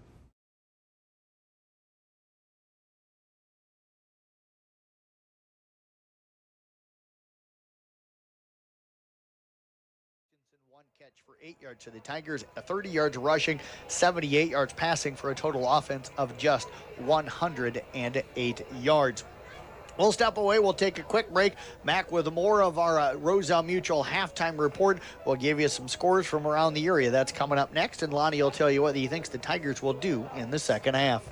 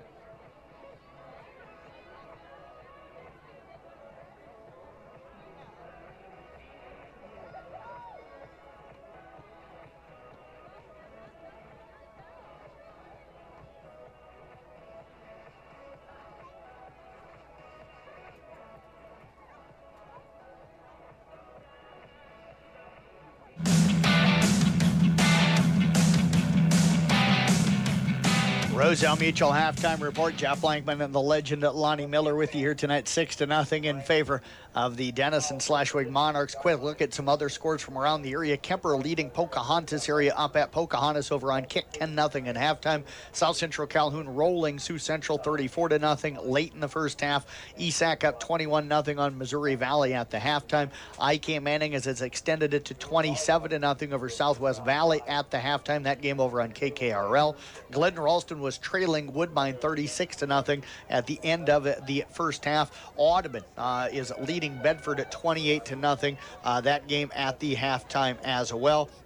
And just, I think, got an update here. It is right now Kingsley Pearson leading Arweva 34-21. That game late in the first half. So those are the latest updates from around the area. Lonnie, your thoughts? What did the Tigers do here as we head to the second half? Well, Tigers offensively, they got to get the run established, and I think like that is probably getting outside as much as possible. But if you got a play where you can maybe fake it to Johnson up the middle and run a kind of a misdirection to Dirks and get on the outside, I think that'll be successful. And you start getting 5-6 yards a pop, that's going to open up your passing game. They need to go and do what they did on that opening drive of the first half. Another short kick for the Monarchs, and this time it's going to go out of bounds. The Tigers with a good decision that time to let that one bound out of bounds. Nick Mackey was the guy over there on the sidelines, and Lonnie, good decision to let that one bound out of bounds, so the Tigers will get it at their own 35-yard line. Yeah, very good decision. It looked like he was about ready to pick it up, saw the direction of the ball heading out of bounds. Hey, let's start at the 35, give ourselves good starting position. Offensively, let's come out, be aggressive, maintain our blocks, and let's get some rushing yards started off right here off the bat. So the Tigers will have it. They'll come out I formation. Two wide receivers out here to the left in Feldman and Schabel, and they're going to hand the football off up the middle in good running room to around the 41-yard line. And that time, Caden Cook with the carry, his best run here so far tonight. A 6-yard gain, going to bring up second down and 3 to go. Cook on the year now, 30 carries for around 70 yards this season. Yeah, good starting play there, and Tigers just got to keep it going, and they're already up there with 20 seconds to go, ready to snap. I formation again, two wide receivers again to the left again. They try, this time they run the option to the left side. They fake it to Cook. Johnson's got the sideline and going to be knocked out of bounds down at the 40-yard line of the 41-yard line. They're going to say, well, one guy's saying 41, the other one's saying 40. So we're going to see where they spot it. They're going to spot it at the 41-yard line. So that is where it's going to be, and it's going to be a first down run for the Tigers. And Schabel makes a great block that time to spring Johnson down the sideline, but that's what I'm talking about. Carroll gets to the outside, Jeff. They get out in that quick on the outside around Denison, and they go down. Great play. I formation again, and now Jones wants to throw. He's got a man out there, and it's going to be in and out of the hands of Slade Siebenhaler again. Just a little bit behind him. Catchable ball, but it's tough sometimes for that receiver to completely turn the body all the way around and squeeze that in. Yeah, Jones had it just a little bit behind him, and he was wide open. Siebenhaler getting anxious to catch that one and turn it upfield because he probably had another 5 to 10 yards. Wide open out there. Absolutely. Yes. Absolutely wide open. Schabel, Feldman split to the left, ball on the left side. Tigers at the Monarch 41, second down and 10, 11:03 left, third quarter. I formation, they'll hand it off to Cook. Good strong running that time by Cook. Leg still churning, and he fights his way. They're going to call him down. It's at the 35-yard line. It'll be a pickup of 6 on the play. Ball did come out late, but a 6-yard gain for Caden Cook, and that looked like his dad Ryan when he was running up at Iowa State. I was going to say, that was a strong, tough run right there. Kept the legs powering through, and Carroll's getting some good running plays. Again, it's opening up. The passing game is there, but let's see if they try to run an option to the outside again. Tigers with a different energy to start this second half. Absolutely. Right now as well. Christensen splits out to the left. You've got Troutman, Feldman split to the left, Schabel in the slot on the right side. They're going to send it Troutman in motion. They hand it off, and there is going to be a run down to around the 33-yard line. And again, Caden Cook, Ryan Johnston on the carry. A pickup of 2 will bring up, let's call it second down and 8 to go. Yeah, and a nice job. Fourth and two, yep. Excuse me. That was a nice job by Johnston, letting that hole kind of develop and open up a little bit, but different energy level here. We'll see what happens. Siebenaller and Feldman split to the right. I formation for the Tigers. 4th down and 2. They're going to go for it. Jones takes the snap, hands it off to Cook. Hit at the line of scrimmage. Nope. He keep it on the option. Toss back to Johnston. He's got it. And he's going to be down to the 25. A pickup of 8. They did a nice job. They had me fooled on that one.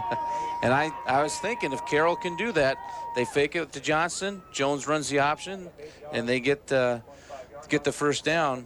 They got to keep this drive going. And like you said, different energy, got the momentum, got to stay aggressive. Feldman, Schabel split out here to the left. I formation for the Tigers. 9:20 left in the third. Monarchs up 6-0. Tigers threatening for the second time. Handed off to Cook. Get a little fullback dive again. He'll get down around the 23-yard line. A pickup of 2 on the play for Cook. It's going to bring up 2nd down and 8. 7th play of the drive coming up for Carroll. Yeah, and it looked like he ran right into the back of his blocker there, but you know, he's showing some explosiveness getting that handoff, and that's what Carroll needs to do. They need to hit that, you know, at full steam so they can pick up some more yards.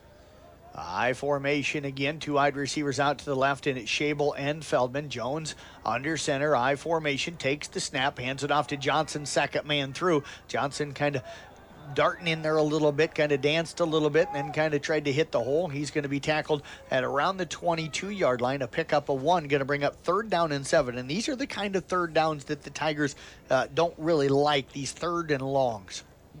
And what we've seen before with them going on 4th and 2, I think here, hey, try something where you can get 5 or 6 yards. If you don't pick it up, you maybe have a 4th and 1 or 4th and 2, because obviously I think this is 4-down territory right now for the Tigers.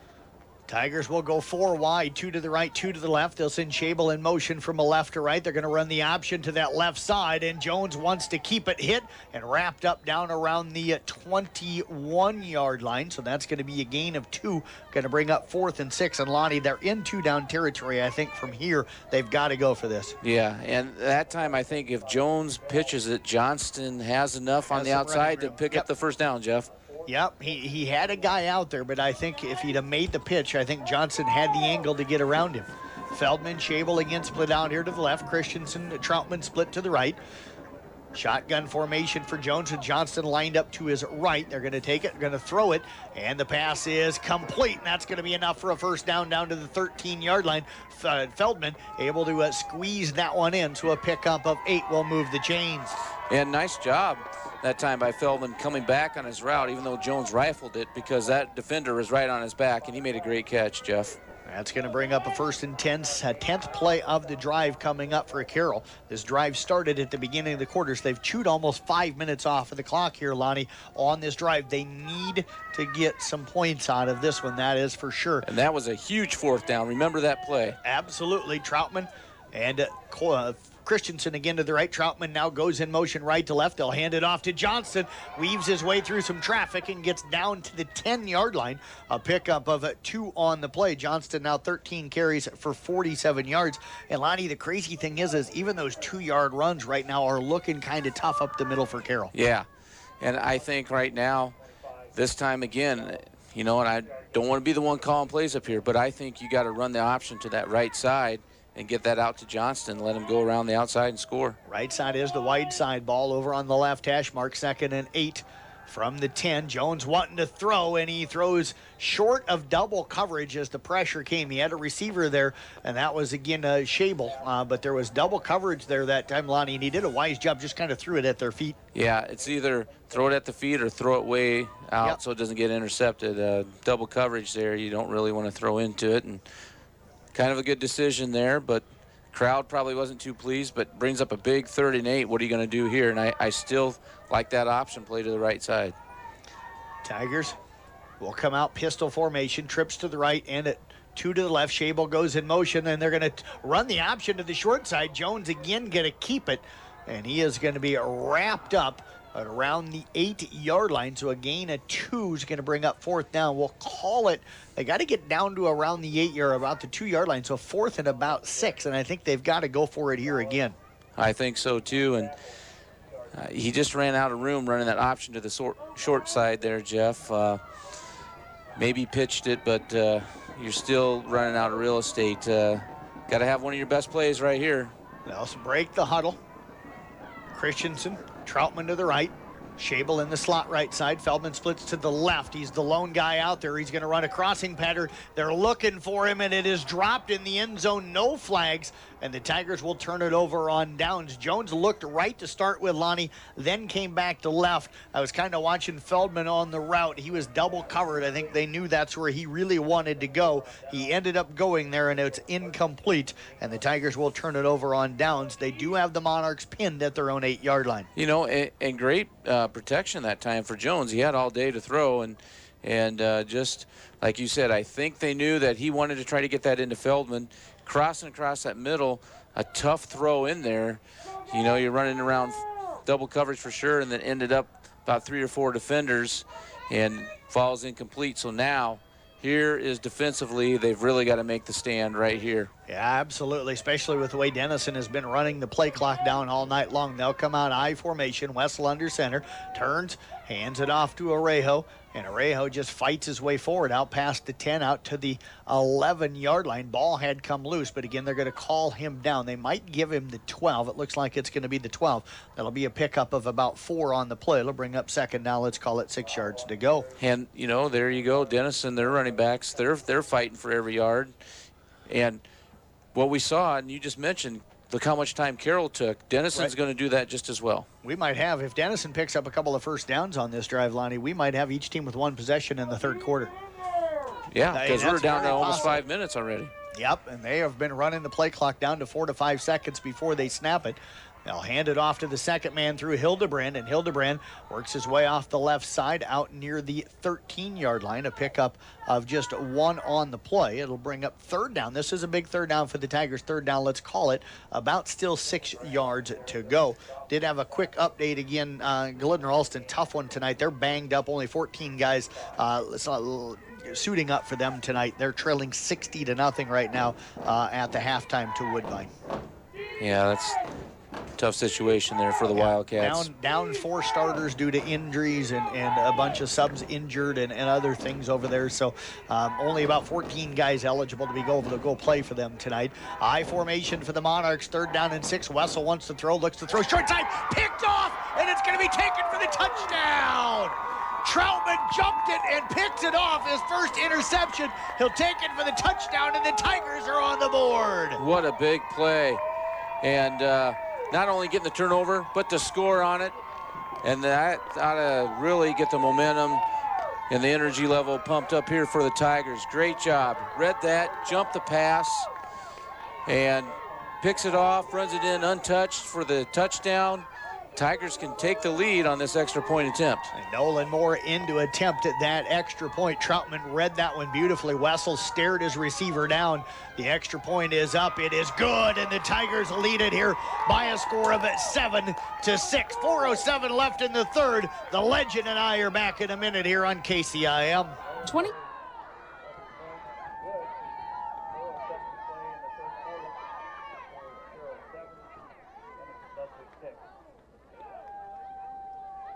This broadcast was made possible by Midwest Deck and Fence.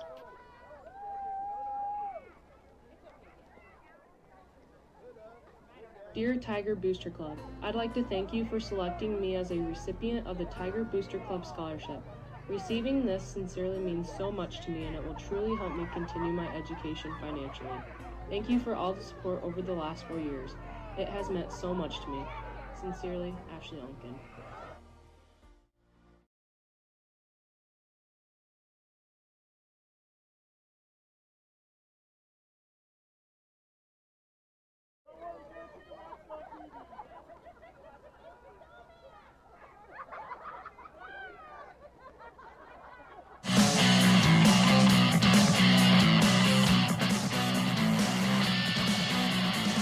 Elijah Lee with the kickoff. Wessel that is Welt gonna return it, and he'll get a good return out past the Monarch 30, out near the 34. Let's see, are they gonna give him the 35? He kind of bounced out to the 35-yard line, but let's see here. Where are they going to mark it down? Looks like they're going to go 35-yard line, and that is where the Monarchs will have it. And Lonnie, he bounced out to the 35. I was going to say, he hit the 33. Yeah. I thought maybe they'd give him 34 if you look where the football was at when he hit. But, he bounced a good couple of yards. But They'll have it on the left hash mark. 3:58 left here in the third quarter. Monarchs trailing for the first time here tonight. I formation again for Wessel. We'll see if they change anything up. They give it to Arreo, and the Tiger defense there to shut the door, a gain of 1. And it'll bring up 2nd down and 9. And defensively, the Tigers stepping up there, but that's what that defensive turnover for a touchdown does. It gives you that extra spring in your step. You're hitting harder. You know. And let's another shout out and thank you to Western Iowa Networks tonight for the use of Wi-Fi here at the stadium. Reliable internet is a must-have as people continue to work from home, take classes from home, and just simply use their internet to accomplish more and more. Western Iowa Networks fiber internet is ready to meet the increased demand. Right now, you can sign up for 100 megabyte fiber internet for only $49.99 per month. Call 888-508-2946 to sign up, or for more details, go to westianet.com. That time they hand it off on the left side to Hildebrand. He'll get from the 35 out to the 37, so a pickup of about 1. They actually had him at the 36 to the 37, so a gain of 1. Going to bring up now 3rd down and 8. About the same situation they were in before. We'll see if they try to stay with the run game or if they look to throw it again here. If they try that quick pass on the outside, Carroll's got to be ready. Also, stop that run. Make them punt the ball back to you. Like you said, we're running down to close to 2.5 left in this third quarter. Absolutely. They'll come out I formation. 2 wide receivers out here to the right. Aiden Scuttinger, along with a Welt. They're going to toss it back. Hildebrand, pressure comes. He wants to throw it. It's intercepted.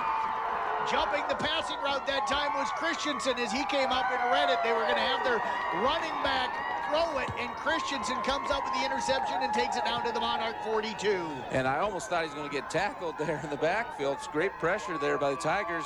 Second interception, 2 turnovers in a row, and the crowd's fired up. The players are fired up, and they should be, and that's going to be great field position as well. Starting at about the 42 of Denison. And let's see if they can put another one in the end zone before we get out of this third quarter, Jeff. Yeah, fancy play that time for the Monarchs. Did not work for them as Christensen did a great job running it.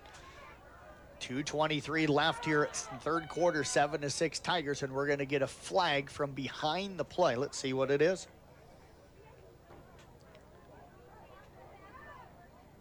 Offense, 5-yard penalty, first down. Illegal substitution going to go against the Carroll Tigers. So that'll cost them 5 yards. Lonnie, they have not had many penalties here tonight. No, and you just had a big play defensively on the turnover, so you take 5 yards. You don't want to stub your toe too bad there. Let's see if they can get out of this. Still first down. Audubon up now 42-0 on Bedford mid-third quarter. They'll send Dirks in motion. They're going to hand it off to him, cuts it back inside, and dives forward, gets 5. Let's call it 4, almost back to the original line of scrimmage. It'll bring up 2nd down and 6 to go. There was a seam there, but it closed up pretty quickly. Yeah, and his speed and that great cut back inside made that play there. So, again, you're getting 5-6 yards at pop, making it manageable. If you get to 3rd down, if you get to 3rd and short, that's where you want to be, so you can get that first down and keep driving down. Try to put it in the end zone here. Put some more points on the board before third quarter expires. I tell you what, when Dirks gets it, when he makes that cut, you just think, oh God, because he's going so quick that you're just waiting to see him kind of explode by everybody. Tigers with a 2nd and 11, shotgun formation, twin receivers. And Jones wants to throw. He's got a man out in the flat. That Slade Siebenaller caught it at the 41, going to be knocked out of bounds down around the 34-yard line. A pickup of at 9, going to bring up a manageable 3rd down and 2. And great job by the Tigers. We were just talking about that. Now they pick that up. Good throw by Jones. Siebenaller, nice speed to get outside. 3rd and 2. And what are you looking at here, Jeff? If you only get a yard, 4th and 1, what are the Tigers going to do on 4th down? I think they go for it. I do. I think that right now, because if you punt, you accidentally punt it into the end zone, you're only going to gain really about 14 or 13 yards out of it. So I think they'll go for it if they need to here. They've got Feldman out to the left, Christensen to the right. They'll send Christensen in motion.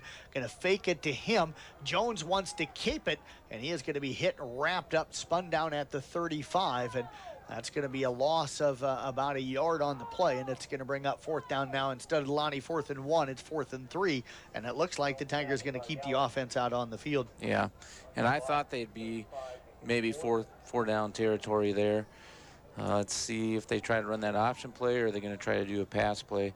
they've had success with the option. They've had success with the short passes. So either one would work right here, I think, Jeff. Yeah, and Danny McCartan sending in that play. They've got Feldman and Schabel out here to the left. I formation this time for the Tigers. Jones takes the snap. They hand it off, and Cook is wrapped up right at the line of scrimmage. No gain on the play, and it's going to be a turnover on down for the Tigers. And just the reaction from Coach McCartan, I don't know, Lonnie, if they ran the play that was sent in.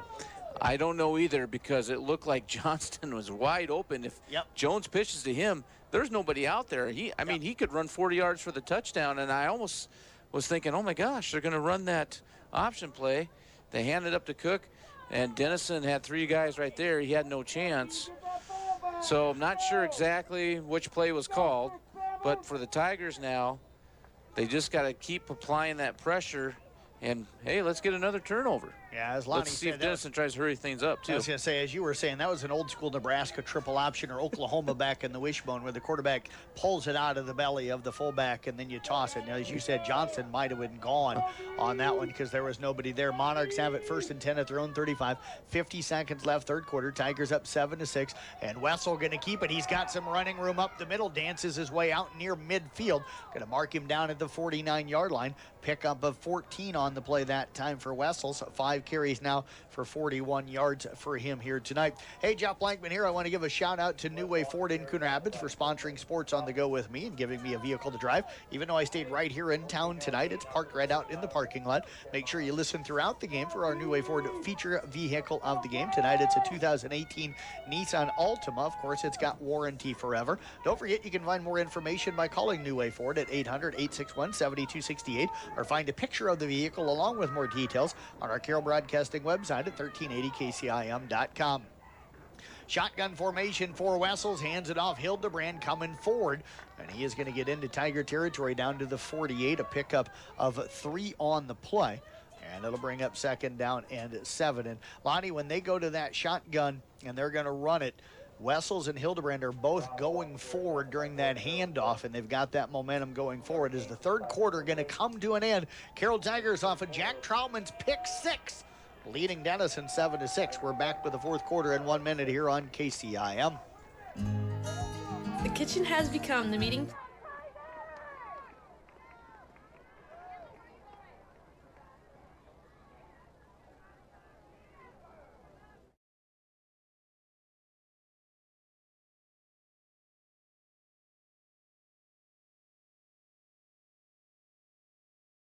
This broadcast was made possible by Midwest Deck and Fence. Dear Tiger Booster Club, I'd like to thank you for selecting me as a recipient of the Tiger Booster Club Scholarship. Receiving this sincerely means so much to me, and it will truly help me continue my education financially. Thank you for all the support over the last 4 years. It has meant so much to me. Sincerely, Ashley Onken. Miller, he's pointing at me, folks. He's got something he wants to say. Well, at the end of that quarter, I was watching Coach McCartan down there talking to Jones and Johnston, and it just by the motion and the actions and the hand movement that McCartan was talking to Jones about, he was showing something about taking the ball back and doing a pitch, and I don't know, that could have been what you were talking about. Yeah, the old school. I mean, hardly anybody runs it anymore, but the old wishbone, the old triple option that Nebraska ran years ago, it's similar to what you see with the spread today, but it's a little bit different with that reading, and pulling it out of the belly. I grew up with Oklahoma and Nebraska all the time, so that triple option was huge. Denison now 2nd and 7 from the Tiger 48-yard line. 2 wide receivers to the right, 2 to the left. And Wessel going to keep it, fake the handoff, and the Tigers close the gap well. And a very good tackle made that time from Cade Schabel back at the 49, a loss of 1 on the play. And the Tigers had both the inside run and the outside run defended well. Yeah, and Wessel, he's got some quickness, and he's a shifty runner. He's, getting out of the way on some of those tackles. But that time, Schabel, great form tackle, bringing him down, and that's what we need, 3rd and long. You can feel the thump here as the Carroll fans starting to pound on the bleachers here, and it rocks all the way up through the press box here. 11:25, Denison/Schleswig trailing, but continuing to burn clock as they'll break the huddle with 7 seconds left. They'll get themselves potentially set up. They're still running around trying to get in position. 2 seconds, 1 second, and we're going to get a timeout right before the snap as there was 1 second left on the play clock. Timeout Monarchs. Tigers up 7-6, 11-12 left, third quarter, back in 30 seconds here on KCIM.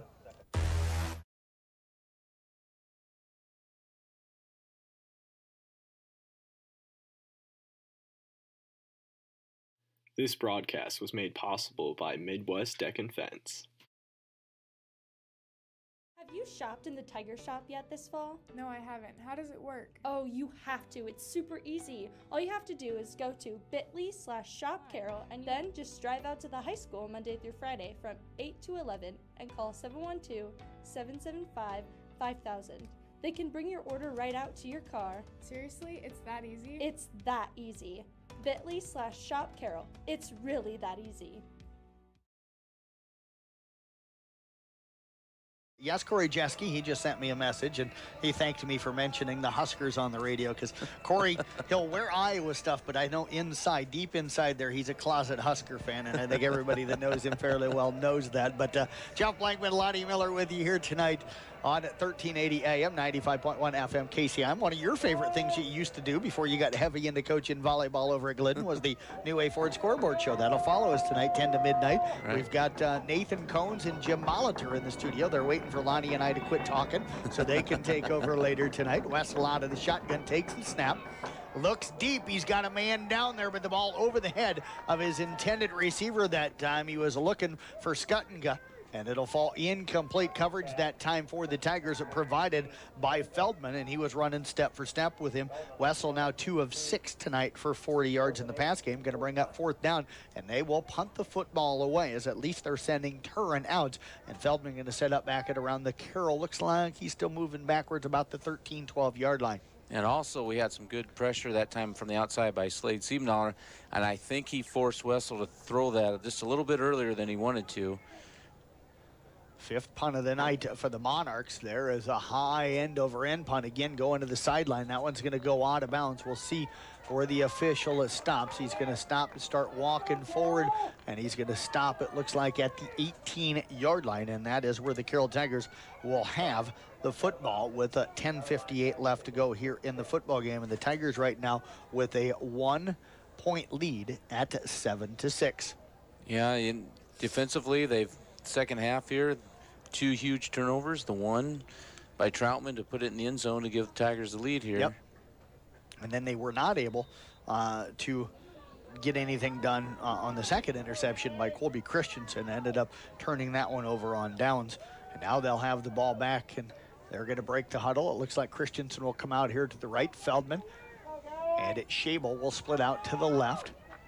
Shotgun or a pistol formation this time for Jones, with Johnston lined up behind him. Now Christensen goes in motion. They fake it to him. They give it off to Johnston. Good running room up the middle, and he'll dive forward out near the 30 or 25-yard line. Going to be a pickup of 7, and it'll bring up second down. Now let's call it about 3 yards to go. Johnston now 14 carries for 54 yards unofficially. And that was a good-looking run that time by Johnston. You know, full head of steam ahead there, and it almost broke that arm tackle there at the end. He might have been able to tack on a lot more. Could have saw if he would have had better speed than Honnold that time, which doesn't take much. Better speed even than Cones, because Nathan Cones keeps thinking he's going to beat me in a 100-yard dash, and that's laughable. One wide receiver out to the left. Troutman now goes in motion. Jones keeps it. He's got the first down out past the 30, out near the 32-yard line. A gain of 7 on the play that time for Kellen Jones, and it'll be a Tiger first down. And I still think that what I saw Coach McCartan talking to Jones and Johnston that time at the end of the quarter, I still think he was talking to him about, hey, maybe you can keep that, and if you see the defense going to the outside, keep it and go up the middle, and that time he does it, and now they move the chains. Christensen, Troutman split out here to the right. Feldman splits to the left. Pistol formation for Jones. Feldman goes in motion. They'll hand it off. Johnston again. Good blocking up front. Cuts it now to the outside. Is tackled from behind. Tripped up from behind out at the 34. Turned into just a 2-yard gain. But that time there was some running room for him, and it was just one of those defenders coming up and diving at the ankles from behind it. Tripped him up. Yeah. You saw that play developing, and it looked like, man, he could go for a first down there if he gets to the outside. But good pursuit that time by Denison not to let up. They catch him from behind and keeps them to minimal gain. Second down, we'll call it a long 8 or a short 7, however you want to say it. Feldman again splits out to the left. 2 wide receivers out to the right. Shotgun formation for Jones. Johnston lines up to his right. Schabel in the slot on the left side. Jones takes the snap, pump fake. He's wanting to go deep. Got Feldman down there, Welt running with him. The ball overthrown. And Jones getting up a little bit slow as he was hit on the play. It'll bring up third down now and 8 to go. And that long pass has not been there here tonight for the Tigers. Well, he had a lot of pressure coming up that time, and Gallup came in and put a lick on Jones, so he had to release that a little bit early. It looked like they might have had the receiver there, but when you're getting pressured and you got to release that ball early, it's not as accurate as you want it to be. And we'll see how they come out here on third and about 8. Southwest Valley taking advantage of an IK Manning fumble, gets back on the board. Wolves lead down to 27-14, late third. Shotgun again for Jones. Pressure comes, throws, and it's too far out in front of Ryan Johnson. They were looking for him in the flat. Would have been tough to get the first down on that one as he had a defender trailing him and a defender coming up kind of in his face, and that was Gallup. So it would have been tough for him to pick up the 8 yards. The Tigers will end up having to punt the football away. Yeah, Gallup applying that pressure both last plays and had Schabel wide open that time, but Jones didn't have a chance to see that. Tried to get it to Johnston, but again, forced to throw that early. Leads them too much, and now it's a puntable situation for the Tigers. And Jones tonight now 7 of 17 for 95 yards. Did complete his first 3 tonight. So since then, he has been 4 of 14 throwing the football here tonight. Ty Nissen again to punt the football away. Welt calls for the fair catch and makes the catch outside of the 30 where they're going to mark it down. And it looks like it's going to be at the 33-yard line. And that is where Denison Schleswig will have it. Their own 33-yard line. Just 8:50 left in this football game. And the Monarchs again, Lonnie, now you wonder, do they have to speed things up a little bit? They've been chewing up so much time, but you're down 1. So do you want to limit how many possessions you might have? Because if you chew up 5 minutes, 6 minutes off of the clock here and don't score, you may not get the ball back. Exactly. So that might change things, like you said. I think they are going to speed it up a little bit. Defensively for Carroll, what do you have to do? First and second down, you've got to stop their running. You've got to look for Hildenbrand, and you got to look for Wessel. You got to stop them, make it 3rd and 8, 3rd and 9. You can get that pressure applied, maybe get a turnover or stop them and force them to punt.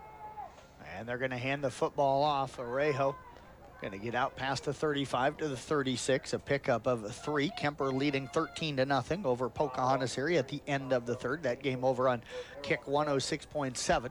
Don't turn over there because you don't get to listen to the, well, you do have the legend Randy Snyder up there, but we've got the legend Lonnie Miller sitting here in the booth. I got a picture of him tonight. It had been so long since I worked with you that I've forgotten what you looked like. Yeah, turned 80 years old. Looking good for 80. That's I right. will say you look good for 80 years old, and we have found out the Monarchs still going to be taking their time getting out of the huddle here tonight. Yeah, I mean, they're breaking it with 9 seconds. They'll come out of the I formation, 2 wide receivers out to the right. Wessel wants to throw. He has got a man out there. Welt going to make the catch. He'll pick up the first down, cuts it back inside, and gets it tackled at the Tiger 49-yard line. A pick up a first down will move the chains. Wessel now is just 3 of 8 here tonight with that 1 interception. But that was a big play for Denison. Yep. That moves the chains. Fresh set of downs. Defensively for Carroll, they still have to stop that run inside Arreo and watch those quick out passes by Wessel. You got to get that pressure. I think they may want to try to bring Siebenthaler, apply that pressure on Wessel yet. Welt had 9 catches coming into tonight. He has got 2 on the night for 27 yards unofficial. That gives him now, looks like 88 yards on the season receiving. I formation again, 2 wide receivers out here to the left. They'll run the option. Toss back play, and the Tigers read it. Troutman right there, and he is going to make the tackle back at the 50-yard line to a loss of 1 on the play for Hildebrand. And the Tiger defense trying to come up with a stop. It'll force a 2nd down and 11 here for the Monarchs. Yeah, and great play by Troutman that time. Held his ground, forced him back inside, makes the tackle for loss. That's just what Carroll needed. And now we're getting close to 7 minutes remaining. Titans right now, South Central Calhoun leading Sioux Central 46-0. That one is 1:25 left in the 3rd quarter. Thanks to Brielle Koraleski for updating me on that one. I think a lot of the kids around here, I lean on a lot of the kids because I know they're on Twitter. So if they're not playing football, and I know they're going to be at the game, I have them tag me in tweets. Wessel under pressure, and he is going to be sacked back in Denison/Schleswig territory, back at the 47-yard line. That's going to be a loss of 3. It's going to bring up third down now and 14 for the Monarchs. You know, and after giving up that pass play for the first down, Carroll responds great. They stop the option, they get the sack. Now it's 3rd and long for Denison/Schleswig. They got to keep applying the pressure. Don't let up. I tell you what, it's weird for both you and I, even though it's been Denison/Schleswig for a long time. I'm old enough, I played against Schleswig when it was just Schleswig. And so I did too, yes. Yes. We're still young. Everybody's young, but, you know. Well, apparently 80 years young, according to your post today. I hope I look like you when I'm 80, I'll tell you that. Wessels wants to throw, going downfield, looking for Skuttinga, and it's going to be incomplete. And again, Skuttinga might be your deep guy, but I don't pick on Torrey Feldman. Torrey Feldman too good defensively. I don't pick on him in a pass play downfield. He has had great coverage here all night. Exactly, and I was just going to say that. He was step for step with him. So great defensive coverage, and that I don't think had a chance of being completed anyway. And now Denison's going to have to punt. They're going to punt it away with 5:49 left here in the 4th quarter. Tigers leading it right now by a score of 7-6. And now, if Carroll can get some first downs, that could be a big outcome in this game. Monarchs had to burn a timeout earlier in this second half, so they've only got 2. Feldman calls for the fair catch and makes it at around the 18-19-yard line. Let's see where they spot it for sure. Should be at the 18. I think they're going to give them, though, maybe the 19, and that is where they're going to have it. Tigers will have it at their own 19-yard line with 5:43 left here in the football game. And another shout out to Western Iowa Networks tonight for the use of the Wi-Fi here at the stadium. Whether you're streaming video, working from home, or taking classes from home, Western Iowa Networks fiber internet has the bandwidth you need to keep you on track. Sign up for the 100 megabyte fiber internet for only $49.99 a month for a year. Call 888-508-2946 to sign up, or for more details, go to westianet.com. 21-8 ESAC leading over Missouri Valley, end of the 3rd. Tigers have the football here. They're going to give it off to Ryan Johnston. Johnston going to be tackled at the 19-yard line, so no gain on the play for Ryan Johnston. Johnston now 16 carries unofficially for 56 yards. Tigers will face a 2nd down and 10. Clock running here. 5:25 left in the football game, and Carroll leading this one 7-6. So important thing here, run the clock. Clock is your friend, but don't turn the ball over. That's the main thing down in your own territory. Shotgun formation again for Jones. Takes the snap, wants to throw, and almost intercepted, but it's caught. Feldman makes the catch out at the 26-yard line, a pickup of 7. And Lonnie, I think you and I were both seeing the same thing. Wow. That defender broke on the ball, but luckily Jones had a strong enough arm to get it there before he got there. Otherwise, we might have our second pick 6 tonight, because there would have been nobody catching him from the 25-yard line. Tell you what, the way he turned, broke on that ball, I thought it was going to be picked off, Jeff, and he had clear sailing into the end zone. He read it, but Jones just a strong enough arm. 3rd and 3 for the Tigers. Jones again wanting to throws it out, complete to Troutman. That's going to be a first down out to the 32-yard line, a pickup of 6 on the play. That'll be enough for a Tiger first down, and if you're sitting in the booth, you got the fist pump from Lonnie Miller on that one. Yeah, nice job that time. Just enough. He knew where he had to go to get the first down, brought it in, secured that ball. Great catch, fresh set of downs, and keeps the clock running here for Carroll. Motor Inn player of the game coming up following the game. Motor Inn of Carroll, your premier Toyota, Chevy, and Buick dealership for everything from sales to service to parts and collision. Tigers first down and 10. They can burn a bunch more clock now. They'll come out. 4:08 left here in the ballgame. Tigers up at 7-6. Jones out of the I formation, looks up at the play clock, down to 3 seconds, takes the snap, turns, hands it off, and that is going to be Cook. And I think Denison knew that play was coming. Cook was hit 2 yards back in the backfield by about 6 Monarchs, and it's going to be a loss of 2 on the play. And it's going to bring up 2nd down now and at 12 to go. Yeah, and it looked like it took a lot of time to develop, Jeff. It almost looked like Jones had turned the wrong way and then spun back around, just got the ball to Cook, and he got hit immediately. So about the only thing there is it's going to run some more time off the clock, but you also got to remember you want to keep getting some first downs, keep that drive alive. You want to force Denison at worst to burn those 2 timeouts. 2nd and 12 to go. Ball at the 30-yard line. Play clock down to 6:05. Jones takes the snap, wants to throw. Looking downfield, he's got Feldman down there, just overthrown. And it's going to bring up a 3rd down now and 12 to go for the Tigers. The tough thing about that one is he had about 4 steps on the defender, but the clock now stops with the incomplete pass with 3:11 left. Yeah, just a little bit more air under that one, and that falls right into Feldman's hands. And he catches that at the 30, and he sprints into the end zone to put the score on the board for the Tigers. But with the overthrow there, now you stop the clock. Now you got 3rd and long. Now what are you going to do here on this down? Glidden Ralston trailing Woodbine 74-0, end of the 3rd quarter tonight. Tigers will come out pistol formation, 2 out to the left, 2 to the right. Troutman goes in motion.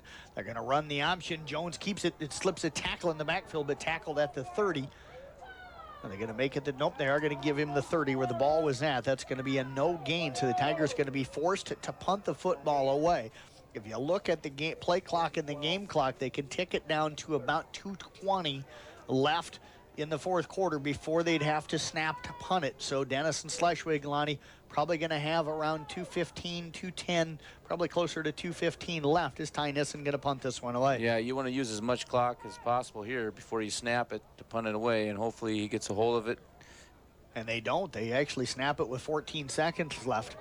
So the punt going to go out of bounds on the Tiger sideline, and the Monarchs going to have a good field position at the 45-yard line of Denison Schleswig. And they will have it 1st down and 10 with 2:26 remaining here in the football game. And the Tigers right now, I'm not going to say clinging to a 7-6 lead, but they're holding on really, really tight to that 7-6 lead. Right. And you've really got to be, focused. You talk about that, tonight in our pregame talk. So here's where the focus comes in and the discipline comes in. Defensively, you've got to be in your position. You've got to make that tackle. Okay, 2 timeouts and 2:26 starting at the 45. So this is going to be a big possession right here. This is the game here, this drive right here. Tigers up 7-6. Mackey Motors postgame show going to follow. They try to run the hook and ladder, and they get it, and Hildebrand's got running room. And he is going to get down inside the Tiger 15, drug out of bounds down around the 5-yard line. They got it out to Turin that time, and coming out of the backfield was Hildebrand. He tossed it to him, and the tackle made all the way down at the 2-yard line, Lonnie. Yeah, and for Denison, you couldn't have ran it, executed that more perfectly. They had the pass right there.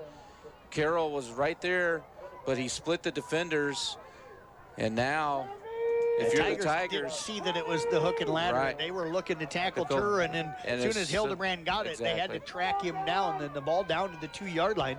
And it's going to be 1st and goal. And now if you're the Monarchs, the Tigers may be going to have to use those timeouts if you don't score right away. You could almost eat the clock out. I don't know how good their field goal kicker is. I'm going to look here real quick. Has not attempted a field goal, but it's 4-4. But they want the touchdown. They're going to run it. And taking at that time was Wessel. And nope, that was Arejo. And Arejo tackled down near the goal line. So it's going to bring up 2nd and goal from just outside the goal line. And like you said, for Carroll, what do you do defensively with your timeouts to try to save some clock? And they do end up taking their first timeout here, Jeff, with 1:59 remaining in the game. We'll be back in 30 seconds after this on 1380 KCIM.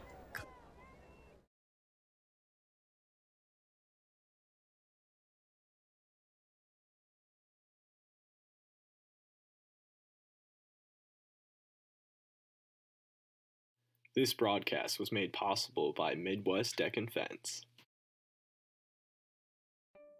Do you know a little boy who just can't wait to step onto the football field as a Carroll Tiger someday?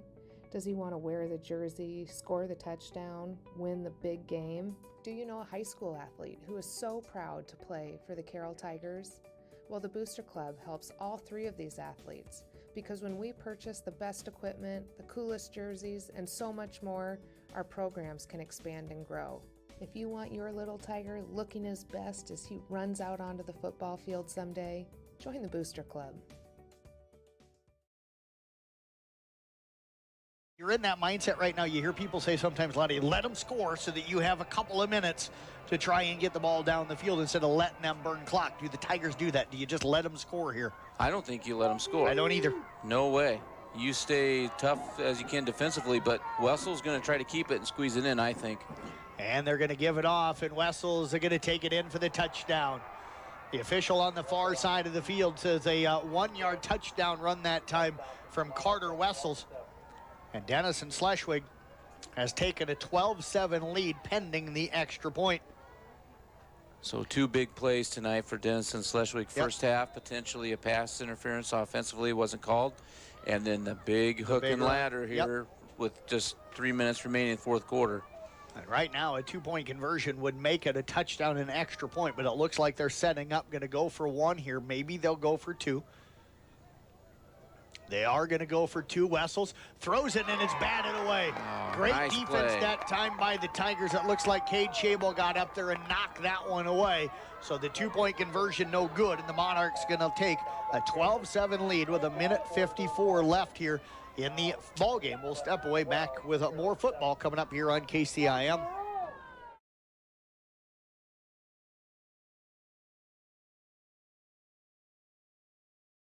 Today I'm going to show you how to donate to the Carroll High School Foundation. Search for Carroll High School Foundation. Once you're on the Carroll High School Foundation website, scroll down to the donate area and click on donate. When you're in the donate section, if you're going to use PayPal, scroll down and click on PayPal donation. Then you can use your PayPal or a debit or credit card.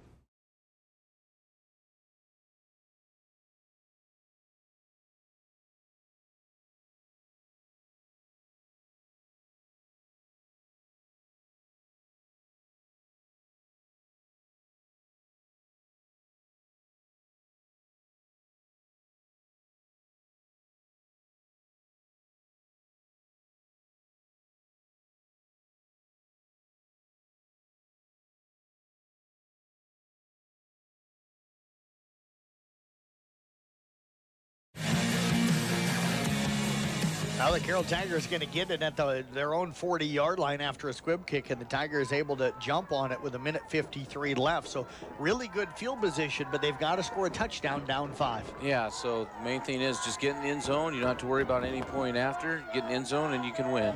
Jones 9 of 20 tonight throwing. He'll take the snap. He's looking downfield, throws, and it is bobbled, and it then dropped by Christensen, almost intercepted by Wessel, who is diving for it at the Monarch 45-yard line. Good throw that time by the Tigers' Kellen Jones, and that time Christensen had that one in the hands, just needs to squeeze it in. Yeah, just needs to complete that catch. A little nervous there, though, as it squeezed, popped back out. Wessel almost able to come up with that interception for Denison. Second down 10, 1:48 left. Ball at the 40-yard line. Jones out of the shotgun. Pressure comes from the backside. Steps up. Now he's going to be hit and wrapped up back at around the 38-yard line, and Jones is down on the field. He is slow to get up, but he will get up, and the Tigers are going to take another timeout. We're back in 30 seconds here on KCIM. Tigers down.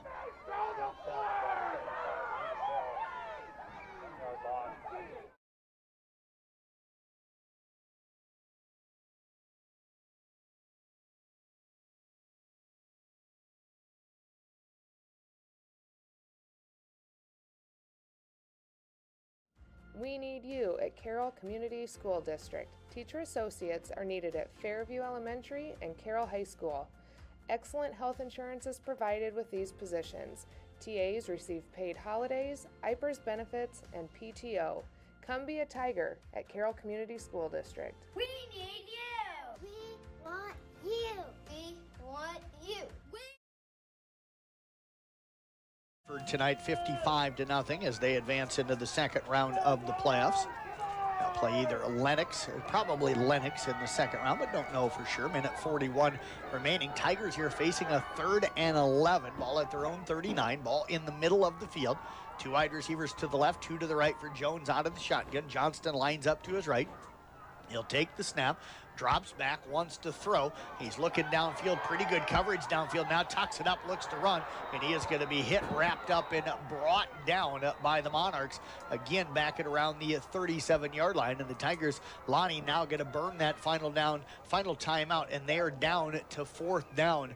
This is the ball game here. They don't get the first down, and their season going to come to an end. They won't be able to call a timeout to stop the clock. Monarchs can kneel on it a couple of times, and it'll be over. Right, and that's why I was thinking on that 3rd down play, you know, maybe get something where it's a 6, 7, 8-yard gain, put you at 4th and short that you can pick up and keep the drive alive to try to go win this one. Now they got to execute this one flawlessly right here. They've got to pick up the first down. Don't necessarily need the home run ball, so to speak, but just enough to where you know where you got to get.